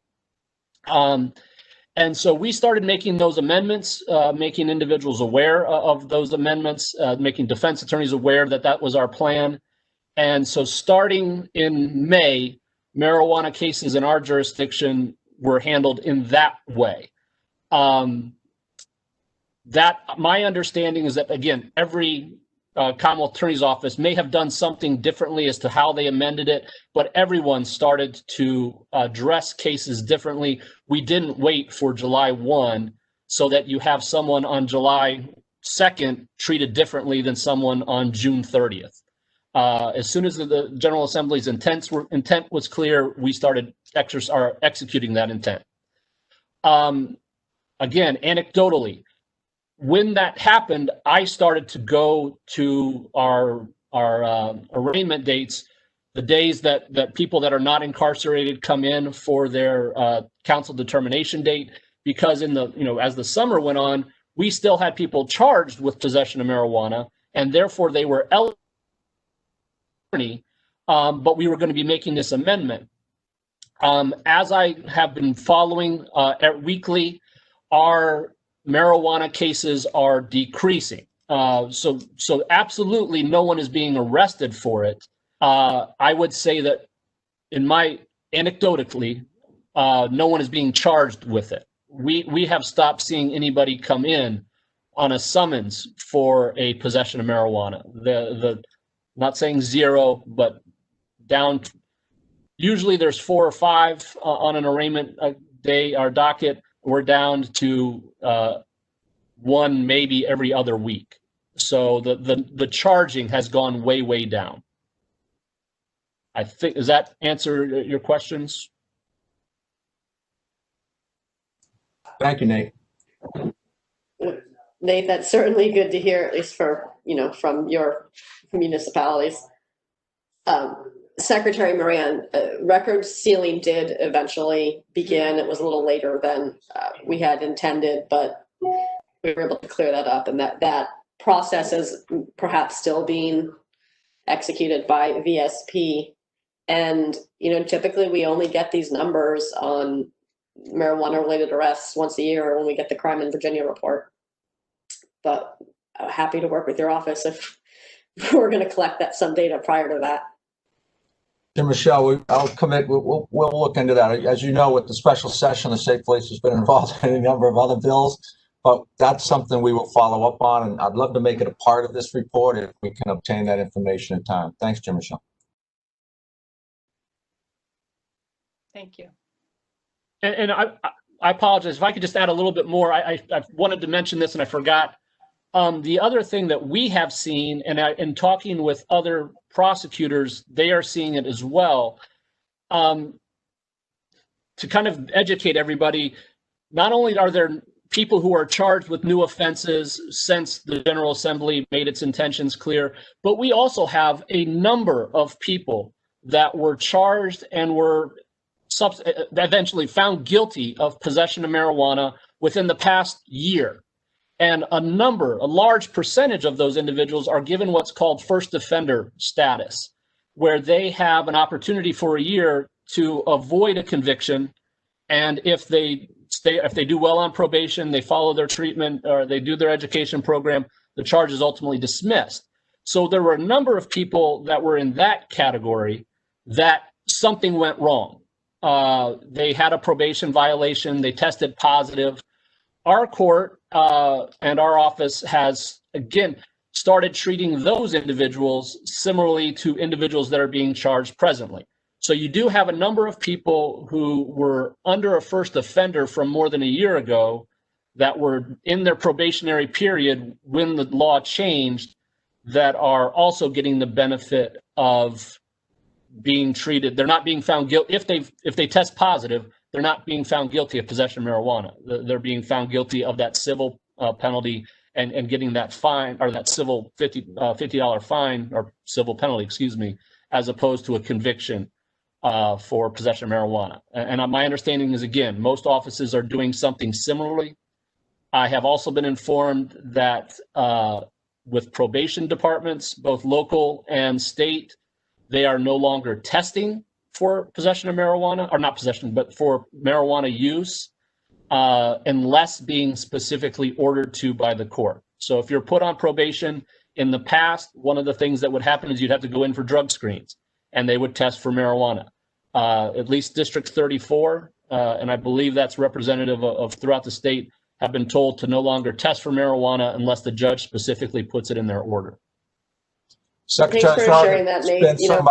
Spend so much time on this, but I'll stop because I know we have another subgroup, and I will say Jim Michelle was correct in terms of the ceiling was delayed. It was yet another victim of the COVID pandemic. It was one of those budget items that was unallotted that we are all, as secretaries, very familiar with. It was unallotted, but it has been reinstated, and we are sealing those. And what we'll promise to do is get as much information as to the co-chairs of this group, and if they want to include it in the report or not, we'll work on getting that information. Thank you. Thank you to Secretary Moran. I think, Nate, maybe you and I should talk a little bit more about this after maybe the work group. I'd like to wonder when the intent will be to pivot to the $25 civil penalty for decriminalized marijuana possession instead of the $50 civil penalty. But that was July 1. So it had Yeah, we couldn't find a statute that had a $25 civil penalty. We had the clerk's office needed a statute, and so. And I'm glad you brought up about people still in VASAP for cases that began before July 1. There was no direction in the decriminalization measure to account for that. Right. Those individuals are still paying exorbitantly and having to have their lives upended because of it. So it's unfortunate that we didn't provide any direction in that regard. But I am getting reports pretty much weekly that there is testing happening still throughout the state. Not District 34. That's the only one I can speak to.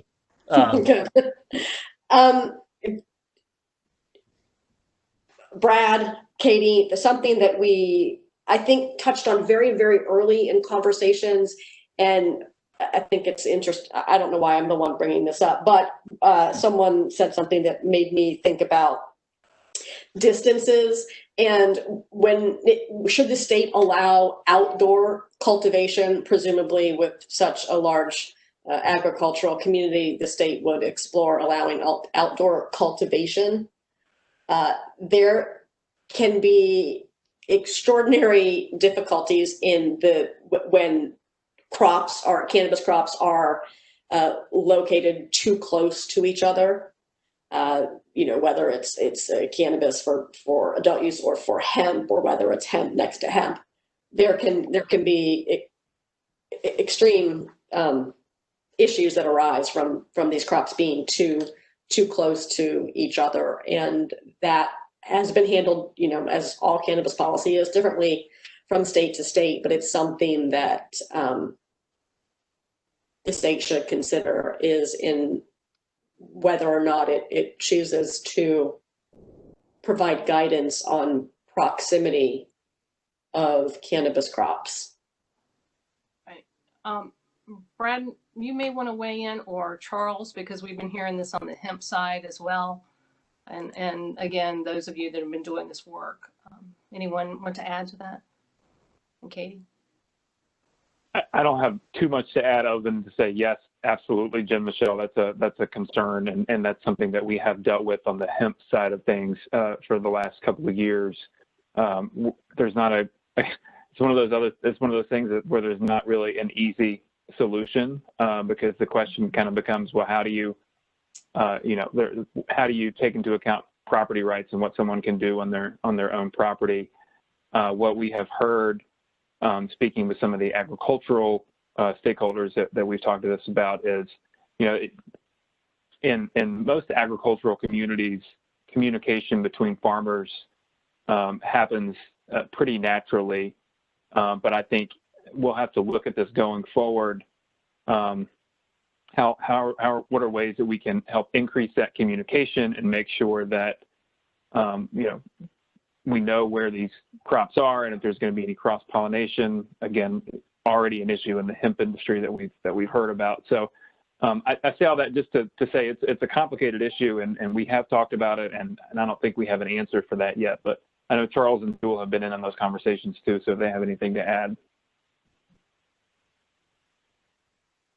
I think you covered it correct on the hemp side of things. I mean, Virginia's right to farm laws and other issues, you know, have prevented either localities or the state from coming in and setting, you know, setting restrictions on where some plants or a crop or how close one crop could be planted to another.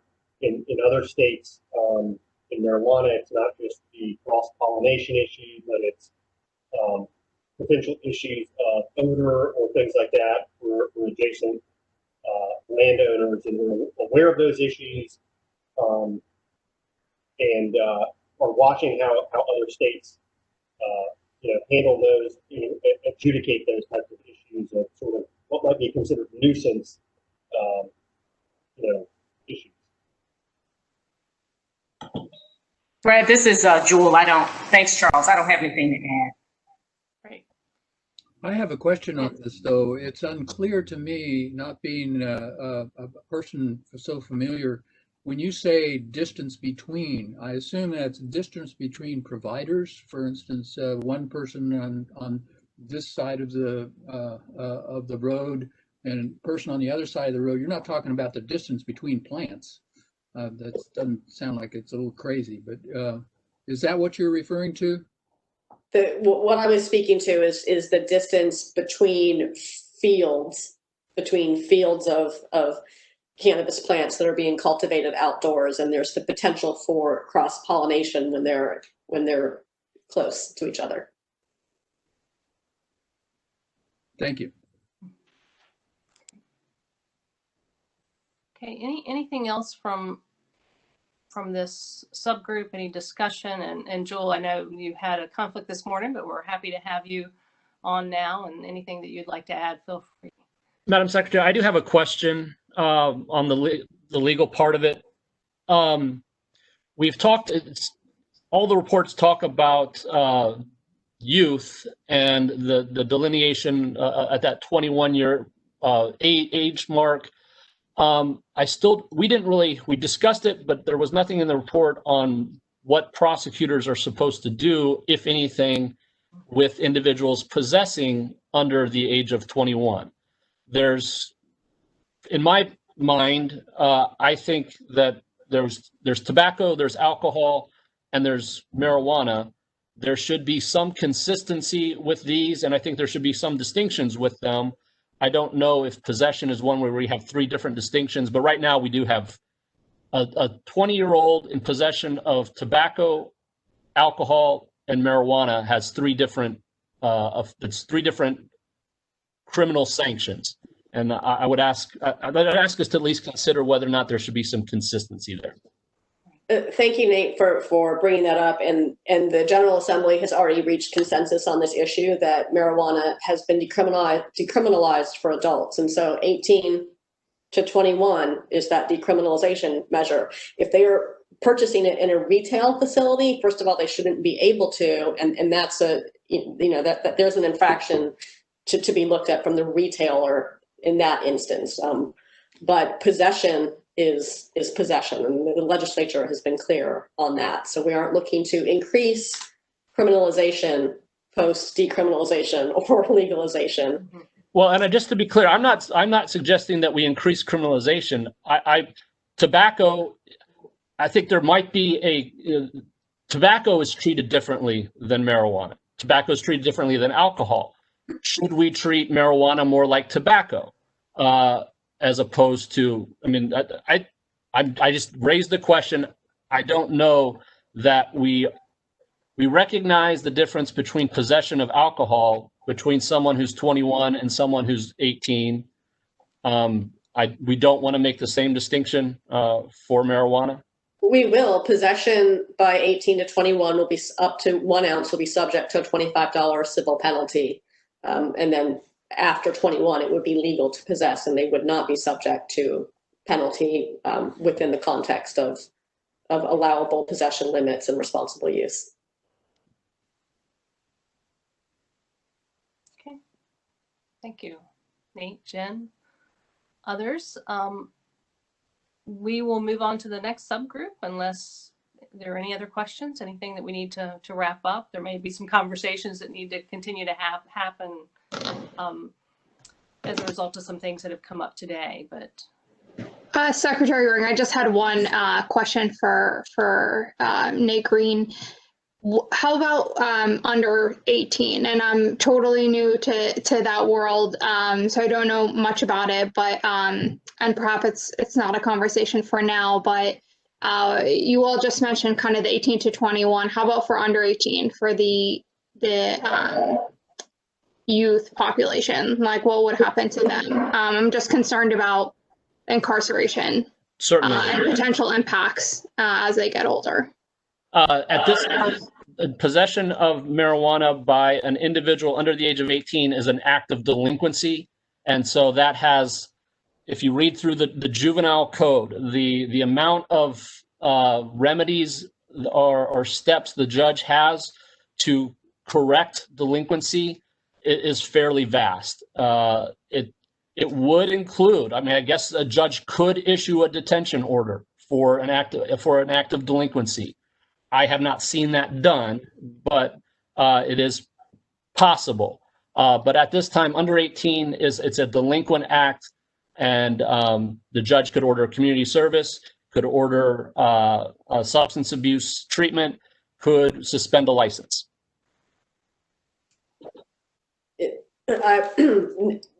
Nate is absolutely correct on that. And to provide a little further insight, the state was presented, the legislature was presented with a comparative chart of a Chin's petition and delinquency. And as Nate clearly stated, delinquency affords more options. So that is why the legislature opted for delinquency as opposed to a child in need of services petition. Thank you both. Is that record expunged at the legal age then for somebody who is under the age of 18? Yes, their juvenile record, it gets a little bit confusing. It's not on they don't do it on a person's birth date. They do it on a calendar related to their birth date. So it's a little bit more manageable for the clerk's office. But on a certain date after they reach the age of 21, then their entire juvenile record is expunged. Great. Thanks, everyone. Great discussion. I'm watching our time here, and I know that we do have some individuals that have expressed a desire to provide public comment. So I am going to move on now to our health impact subgroup just to see if we'd like to have more discussion around that. Any questions, concerns, clarification points that we need for our health subgroup?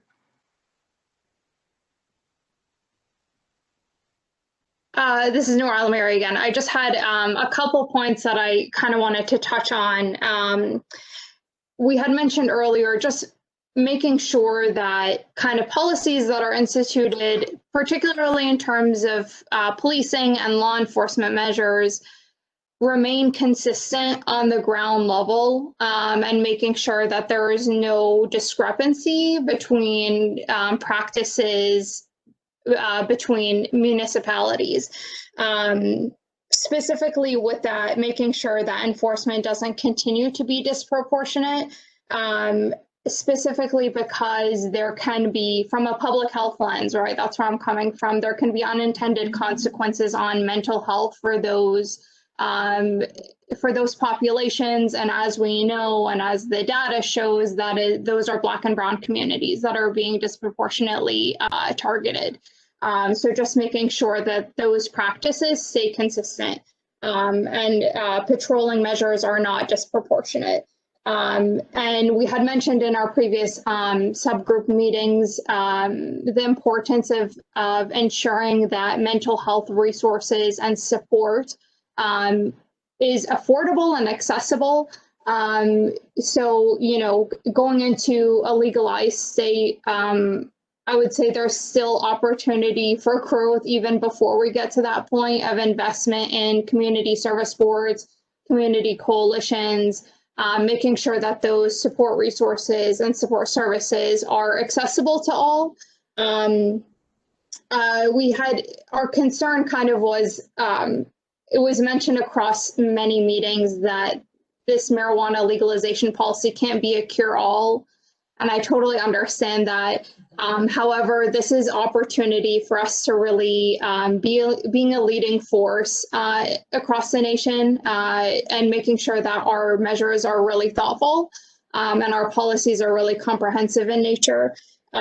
So making sure that if we can utilize the tax revenue from legalization and use that money to reinvest in those communities, I think that would be an incredibly effective and sustainable measure to consider. And we had mentioned community reinvestment. What does that actually look like? And I know it can seem kind of very 30,000 foot level. However, kind of according to the social determinants of health, that investment would pay off in the long run in terms of substance use prevention. So investing money in education and housing, having the community stakeholders at the table. We don't need to reinvent the wheel. There are existing organizations and community coalitions who have perfected their craft.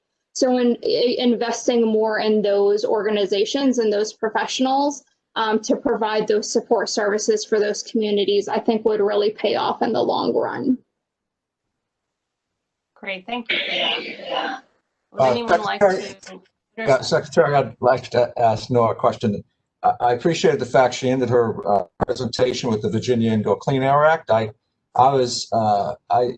My predecessor, Bernie Cohen, who recently passed away, was a champion of that, and I tried to amend it myself when I was a legislator. Things have certainly changed around tobacco. Here we are talking about marijuana. You know, many of the reasons why we're successful in passing the Virginia Indoor Clean Act and amending it in subsequent years because of the secondhand smoke, the dangers of secondhand smoke were based. And can you speak to the marijuana, other than the pungent odor that some of us find annoying or others find beneficial?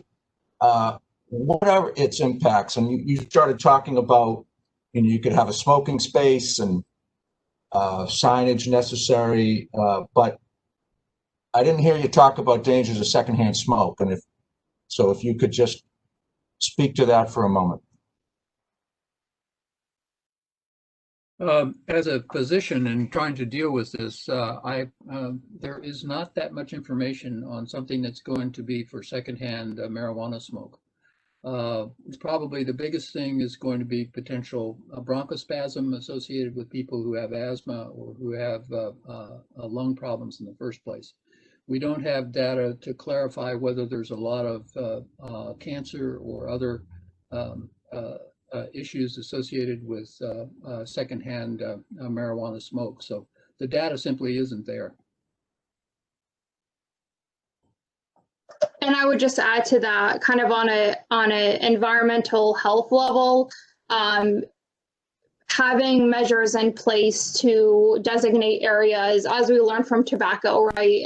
Designated areas for smoking, or rather areas where their smoking is not acceptable or not tolerated, kind of normalizes behavior, right? So without these measures, people kind of get the sense that you're able to smoke whenever, wherever, and particularly as it relates to youth, kind of seeing and being able to understand and access and normalize behavior can have unintended consequences. So making sure that policies are clear and limits are put in terms of like distance from entrances or designated spaces, I think would really help on the environmental health level. And for my own preferences on this, I think if we just treated it the very same way that we do tobacco and just say inside of restaurants, et cetera, that there's just no smoking, because it doesn't take but that much for you to end up being able to know that there's marijuana around as long as it's being smoked. Now that doesn't mention about it being eaten or other methods of consumption. Just want to chime in on that. I think whatever rules are in place also need to account for patients who might have their medication on them, and especially the non-smokable formats of medication and the ability to, take and maintain, their doses on a reasonable schedule. And also just echo, we have a process for hookah lounges and cigar shops and things like that in order to facilitate responsible tobacco consumption in a social space. And we have some existing models that can be applied to cannabis, with the added factor that, if you, for some folks, even patients right now could be risking eviction by having a cannabis tablet that they are using for pain management on their person, because of the nature of federal housing subsidies and the limits of those, while we have this kind of state-federal gap in policy. Thank you, Negus. I would agree absolutely with Dr. Corin. It should be consistent with tobacco use, and smoking is smoking, and it shouldn't be prohibited where it isn't prohibited. And to Negus' point, there absolutely should be a consideration for social consumption places. Otherwise, we will continue to criminalize individuals who, because of economic impacts, don't have access to an area in which they can legally consume. Also, Virginia would likely experience heavy travel related to, cannabis travel, as it would be sort of novel in this area. And we're a lot larger than DC, which also doesn't provide for social consumption. So we need to be able to provide solutions that mitigate what would otherwise be continued criminalization.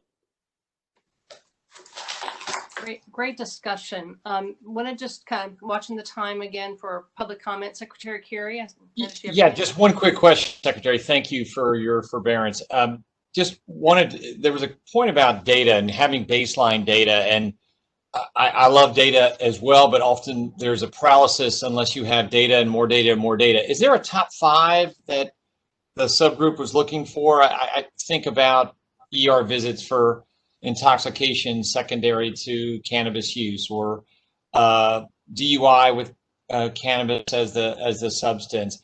Is there a top 3 or 4 or 5 data points that the group thought were most important to have at baseline and then to follow if legalization were to occur? Just to get a sense for the group as to what data the group thought was most important. Great question. Who would like to? Secretary Carey, I can provide some clarity. There are some bullet points listed in this presentation. However, typically we would be looking at ER visits, as you mentioned, calls to poison control, DUID related to potential cannabis impairment, and fatalities, motor vehicle fatalities. Okay, great. Thanks so much. Appreciate it. I mean, and that should be readily available to get baseline data. So thanks. Yeah, it's whether or not we're applying the standard of testing universally, or where that may be imposed post legalization and it's not now, and then you have that really disparate data that isn't reflective of, frankly, reality. Right. So maybe data standards created as we enter the program, so that we'd have a year or two of data prior to. Got it. Thanks so much. Appreciate the clarification. Very helpful. Yeah, thank you. I mean, that is what we see in other states, where they say, oh, well, post legalization, traffic fatalities related to, where someone involved tested positive for cannabis tripled, and it's like, well, the state didn't collect data prior, so of course it did.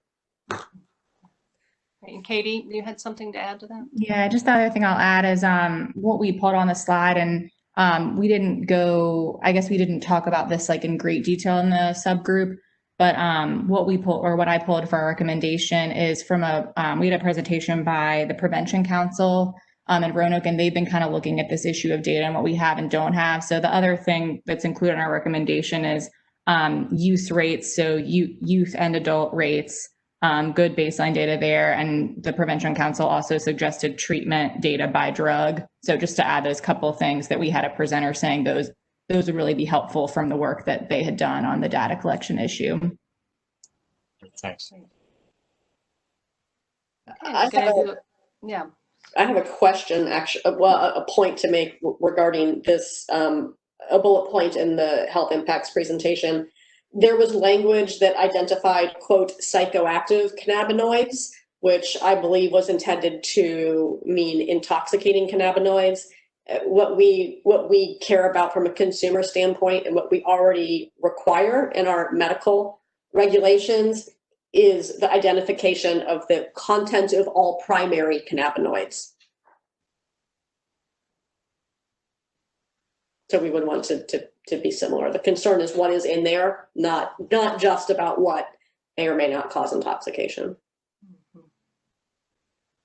Okay. Thank you.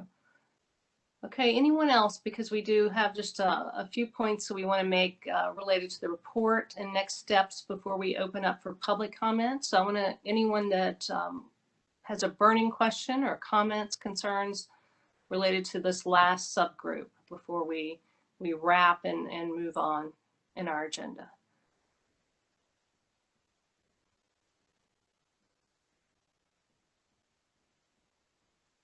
Okay, great discussion.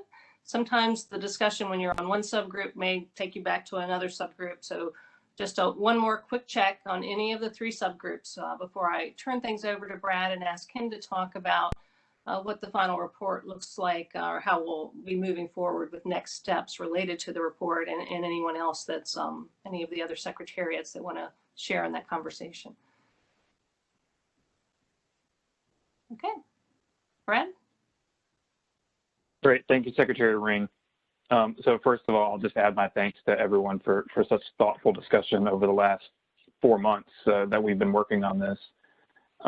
So what we will do as staff is take all the recommendations that will come out of this meeting today and then combine that with all the presentations that we've heard, the data that we've gathered, and the conversations that we've had and reflected in the minutes and the videos of our other meetings and put together a final report. So what you're seeing today is kind of is going to be much is broad compared to what the level of detail that you will see likely in the final report. So I will say we'll work on it from the Secretariat level, and we have already started these discussions, and we have had meetings with all the secretaries and amongst ourselves as staff as well. But you know, we will work on actually drafting the final report. It's due November 30th. And so we have some internal processes within the Patrick Henry building that we'll need to go through with that. And then also, you know, we will probably expect to get an email or a call from us at some point. You know, all of you are experts on something or other, and we will be calling on you for clarification, for some additional information, maybe even to help us, you know, to think through issues a little bit more as we get into the actual drafting of the report. But that's kind of how that process will look. And I'll ask my colleagues from other secretariats if they have anything to add there. But you know, it's going to be we'll you know, we have just a little over a month to get that done. So we're going to be working pretty hard over the next few weeks. Thank you, Brad. Any questions about that process? Okay. So Brad, I'm going to turn things back to you as it relates to public comment, because I know we've had some individuals express interest in sharing with the group. Before we move on to that, I think we need to do a final consideration of these. You're correct. I skipped ahead. Recommendations. Yes, my apologies.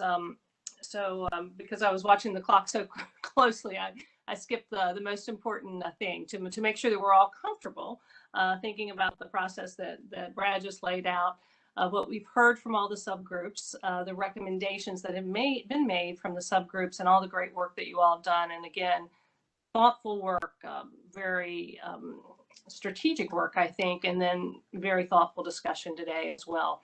We would like to make sure we have consensus based on these recommendations. And I think you all have stayed very engaged, those that are members of the subgroup, that you feel comfortable, that you've read the minutes, the notes, you've listened to the summaries. Can we move forward? And the way we're going to do this is to try to get consensus on basically, we are going to do a roll call because we are required to do that. But if you could please respond with either red, yellow, or green. And red means that you're totally uncomfortable with one or more of the recommendations and you would like the group to reconsider those recommendations. Yellow means that you're slightly uncomfortable with one or more of the recommendations, but you still feel comfortable overall with the group proceeding. And green means you're totally comfortable with all of the recommendations and moving forward. Okay, back to you, Brad, for the roll call. I'll give you just a few minutes to reflect on that, or not a few seconds, I should say. Brad. Madam Secretary, this is Travis. Just a quick question. If someone were to state a yellow, would they need to state that particular part of the recommendation with which they are concerned, or is it strictly just a yellow? And I'm not saying I have a yellow, but just for clarity's sake. Sure, good question. Travis, I think it would be helpful if someone would like. I don't think it's I don't think it's required, but if it would be helpful to express kind of what their concern is, and that way we can go back as staff and make sure that we reflect that appropriately in the final report. That would be helpful. Okay, is that good with the group? And if for some reason you don't feel comfortable sharing that, you can follow up by email or give a call for discussion around that. But it would be helpful to the group, I think, to hear if you feel comfortable sharing. So, Brad. Okay, I'm going to start with you, Secretary Ring.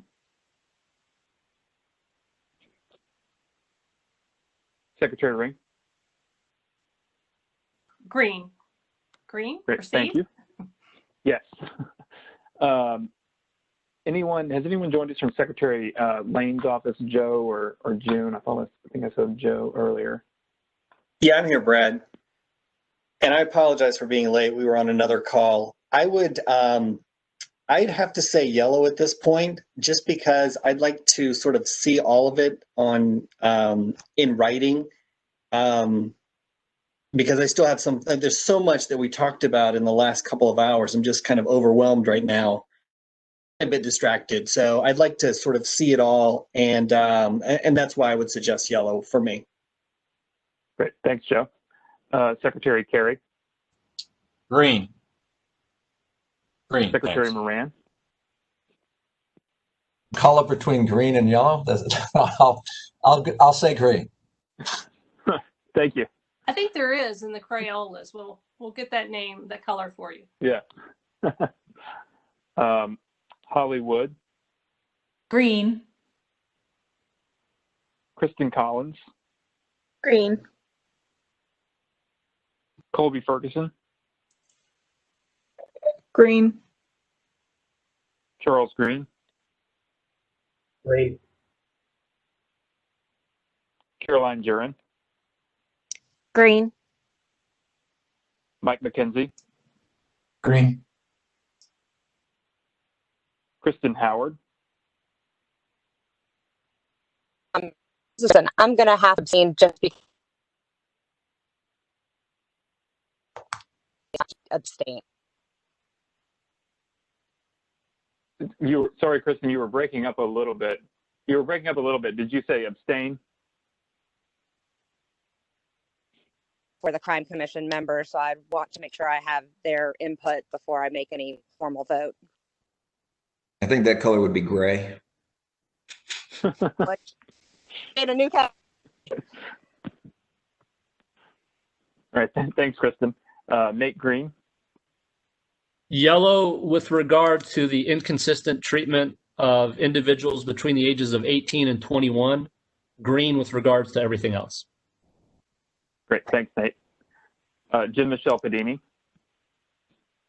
Well, I think I've voiced a majority of my concerns today. I will also take the posture of yellow pending the final report. Great, thank you. Travis Hill.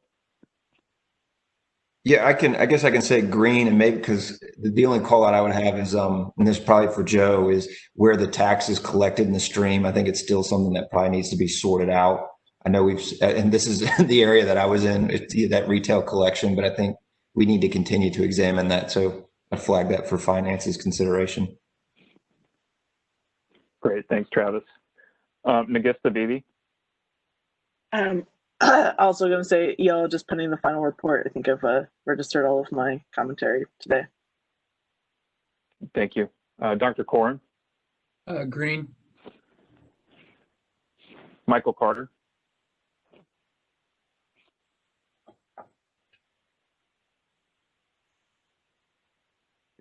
Michael, you're still muted.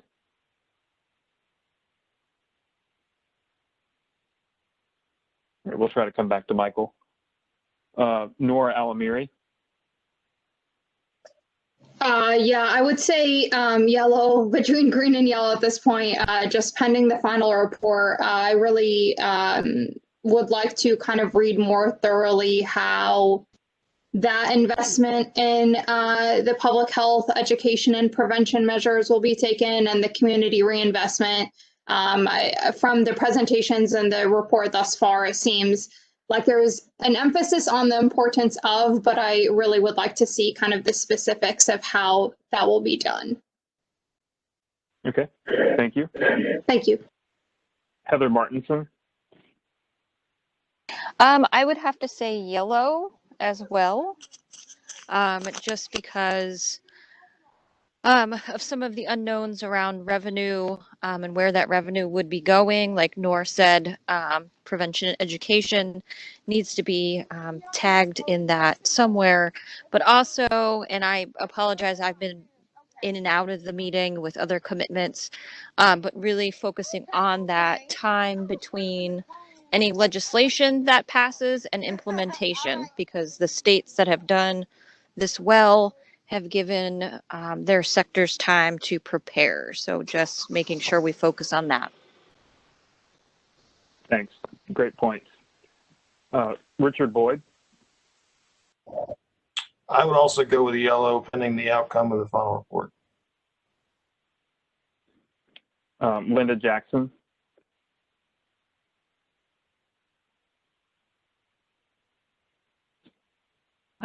Yeah, sorry.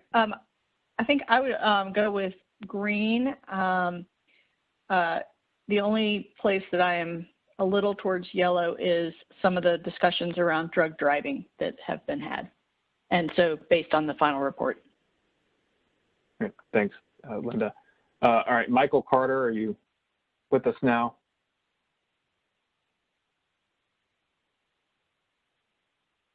Okay, I can follow up with Michael after the meeting as well. It looks like he's on, but maybe having some trouble getting unmuted. So we didn't have any reds, Secretary Ring. We can publish the list and publish the count afterwards, but I think we are good to go. Thank you, everyone, for participating in that. There was a question.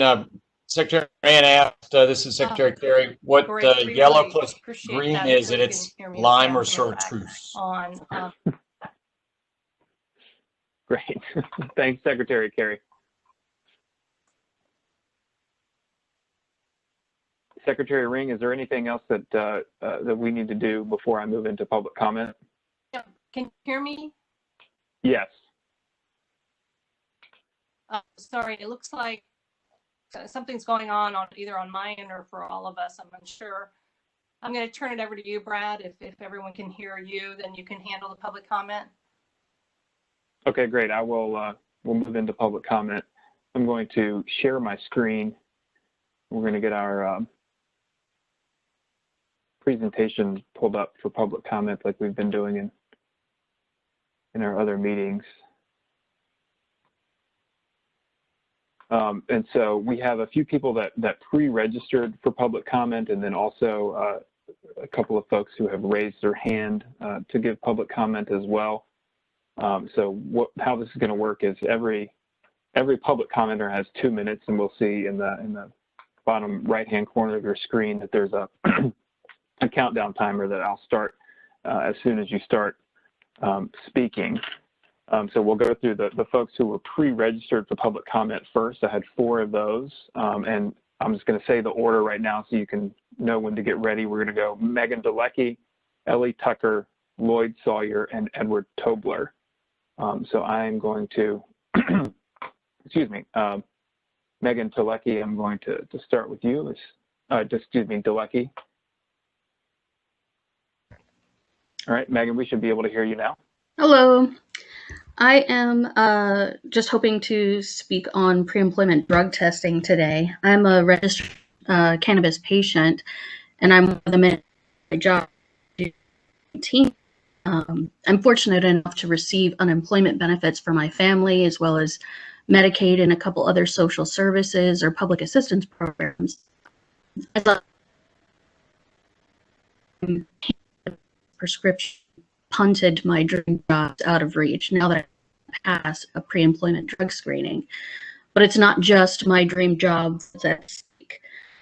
When I submit my claim for benefits, I must certify that I'm not denied employment despite my prescription being medically sanctioned. I lose unemployment benefits, but the loss doesn't end there. My auto loan is covered by unemployment insurance, and my benefits from the Virginia Employment Commission, the VEC, are a requirement for that insurance to cover the payments that I am otherwise unable to make. And without those benefits, my loan would fall to collections, my vehicle would be repossessed, my credit would be garbage. The monetary determination letter from the VEC is also used to acquire food assistance for my daughter and I, and subsidize childcare for her so that I can go to medical appointments and job interviews. So really, I wish my only concern was not getting hired back into the career path I pursued prior to the pandemic. I fear the loss of our only vehicle in a city without robust public transit. I'm concerned about food security, my credit tanking, and all because of the medication I was prescribed. So for those reasons and many more, I'd really love to see employment protections in place for registered cannabis patients just like me. And I know I'm not the only one.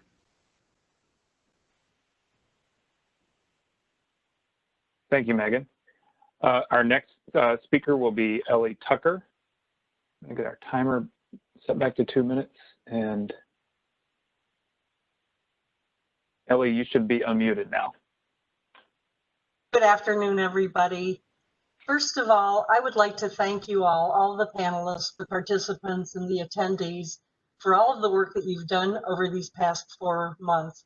It's been so interesting as a Virginia medical cannabis patient to learn about the process of having this possibly going for legalization of marijuana.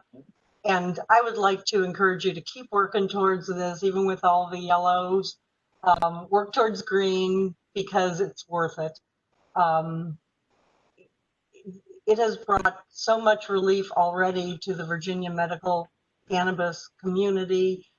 And now the next step needs to be the legalization. And you're doing a great job in finding all of the issues that might be related to legalization that other states have found out, and we can benefit from their going before us. I also want to really push for botanical cannabis, because I know that right now in the medical program, we do not have access to that, and that has been something that a lot of the members have asked for because of the reliability. They know the dosage and things like that. Also, more dispensaries.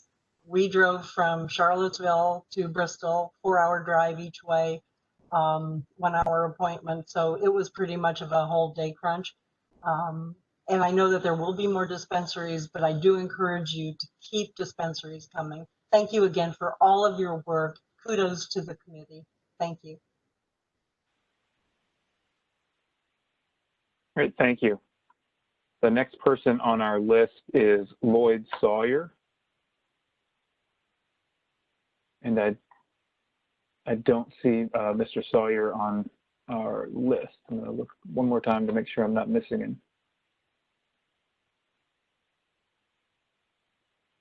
Okay, the next person after Mr. Sawyer is Edward Tobler.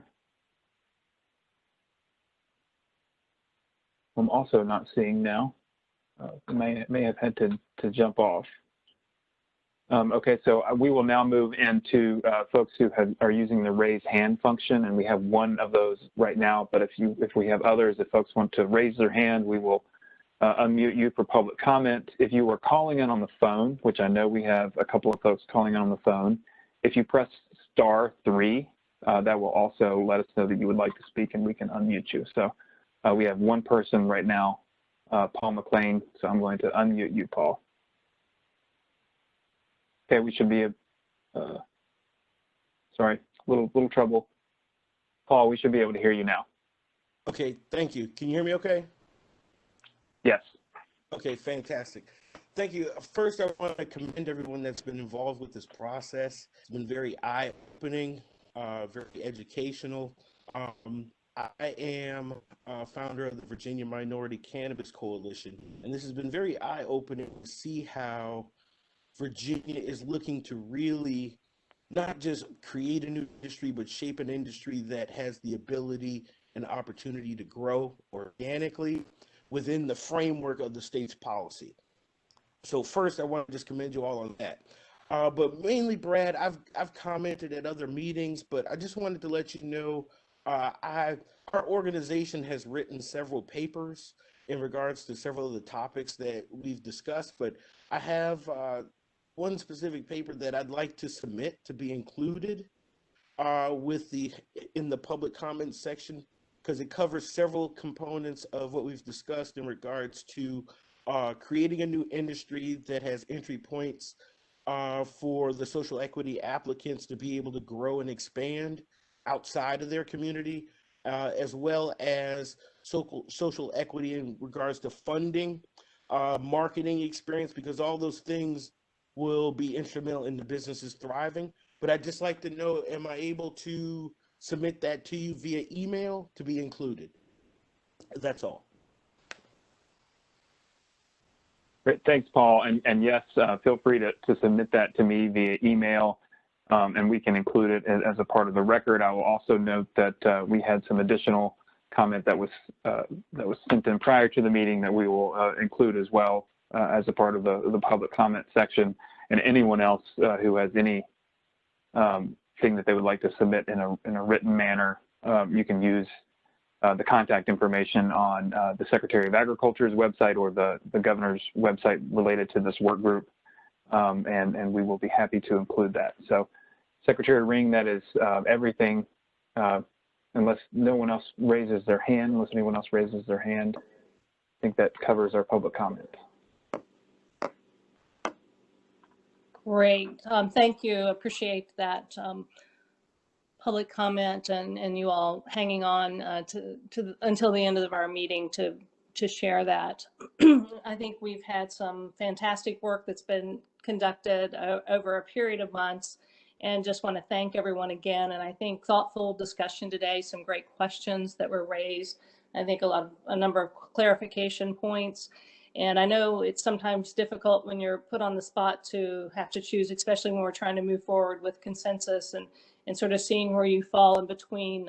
Even though you've been engaged in this work, I know it's difficult for some of you all to be able to vote green, for example, because you may have to go back to your organization or your board. And we know, like Secretary Moran said, that maybe some may have needed in between a green and a yellow. I think that's there are Granny Smith apples that are kind of in between there, or lime green. There's some colors there, but we appreciate you all being thoughtful. And for those of you that needed to vote yellow, to raise some questions, some things that are still outstanding that we can do some more work on. So that's all a part of this process. And so thank you for that. We have more work to do, as you heard from Brad.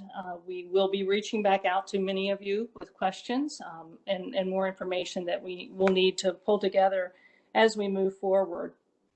I think that, again, we're just very, very pleased with all the good work that's taken place. And sorry, I had some technical difficulties there at the end. And so I'm just staying off the video to make sure that that doesn't happen again. But hopefully you can hear me okay. I think a reminder, this is our final full group meeting. And the way we started the first full group meeting as we launched this, we were clear about what our task was. And I think that's to make sure that we're looking at not necessarily whether we should or should not move forward with a program in the state, but if we did move forward with a program, what would that look like? And you all have addressed the various components that we really need to look at in a very thoughtful way. And so we have some, I think, some great recommendations we're going to be able to make to decision makers and as they reflect on and contemplate what comes next. And so we're going to continue to stay engaged with you. Thank you again for your tremendous work. We are so grateful. I think I can again speak on behalf of the other secretaries that are on the call today, how much we appreciate all of the work that you're doing. And we know that there are going to continue to be conversations in the coming weeks as we try to meet our deadline for the end of November. So any closing remarks before we wrap up and adjourn our meeting? Great.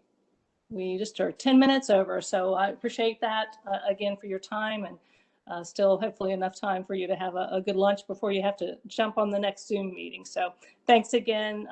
Continue to be safe and healthy, everyone. Bye. Thank you. Thanks, Brad. Thanks for all the hard work. Thanks, everyone. Thank you.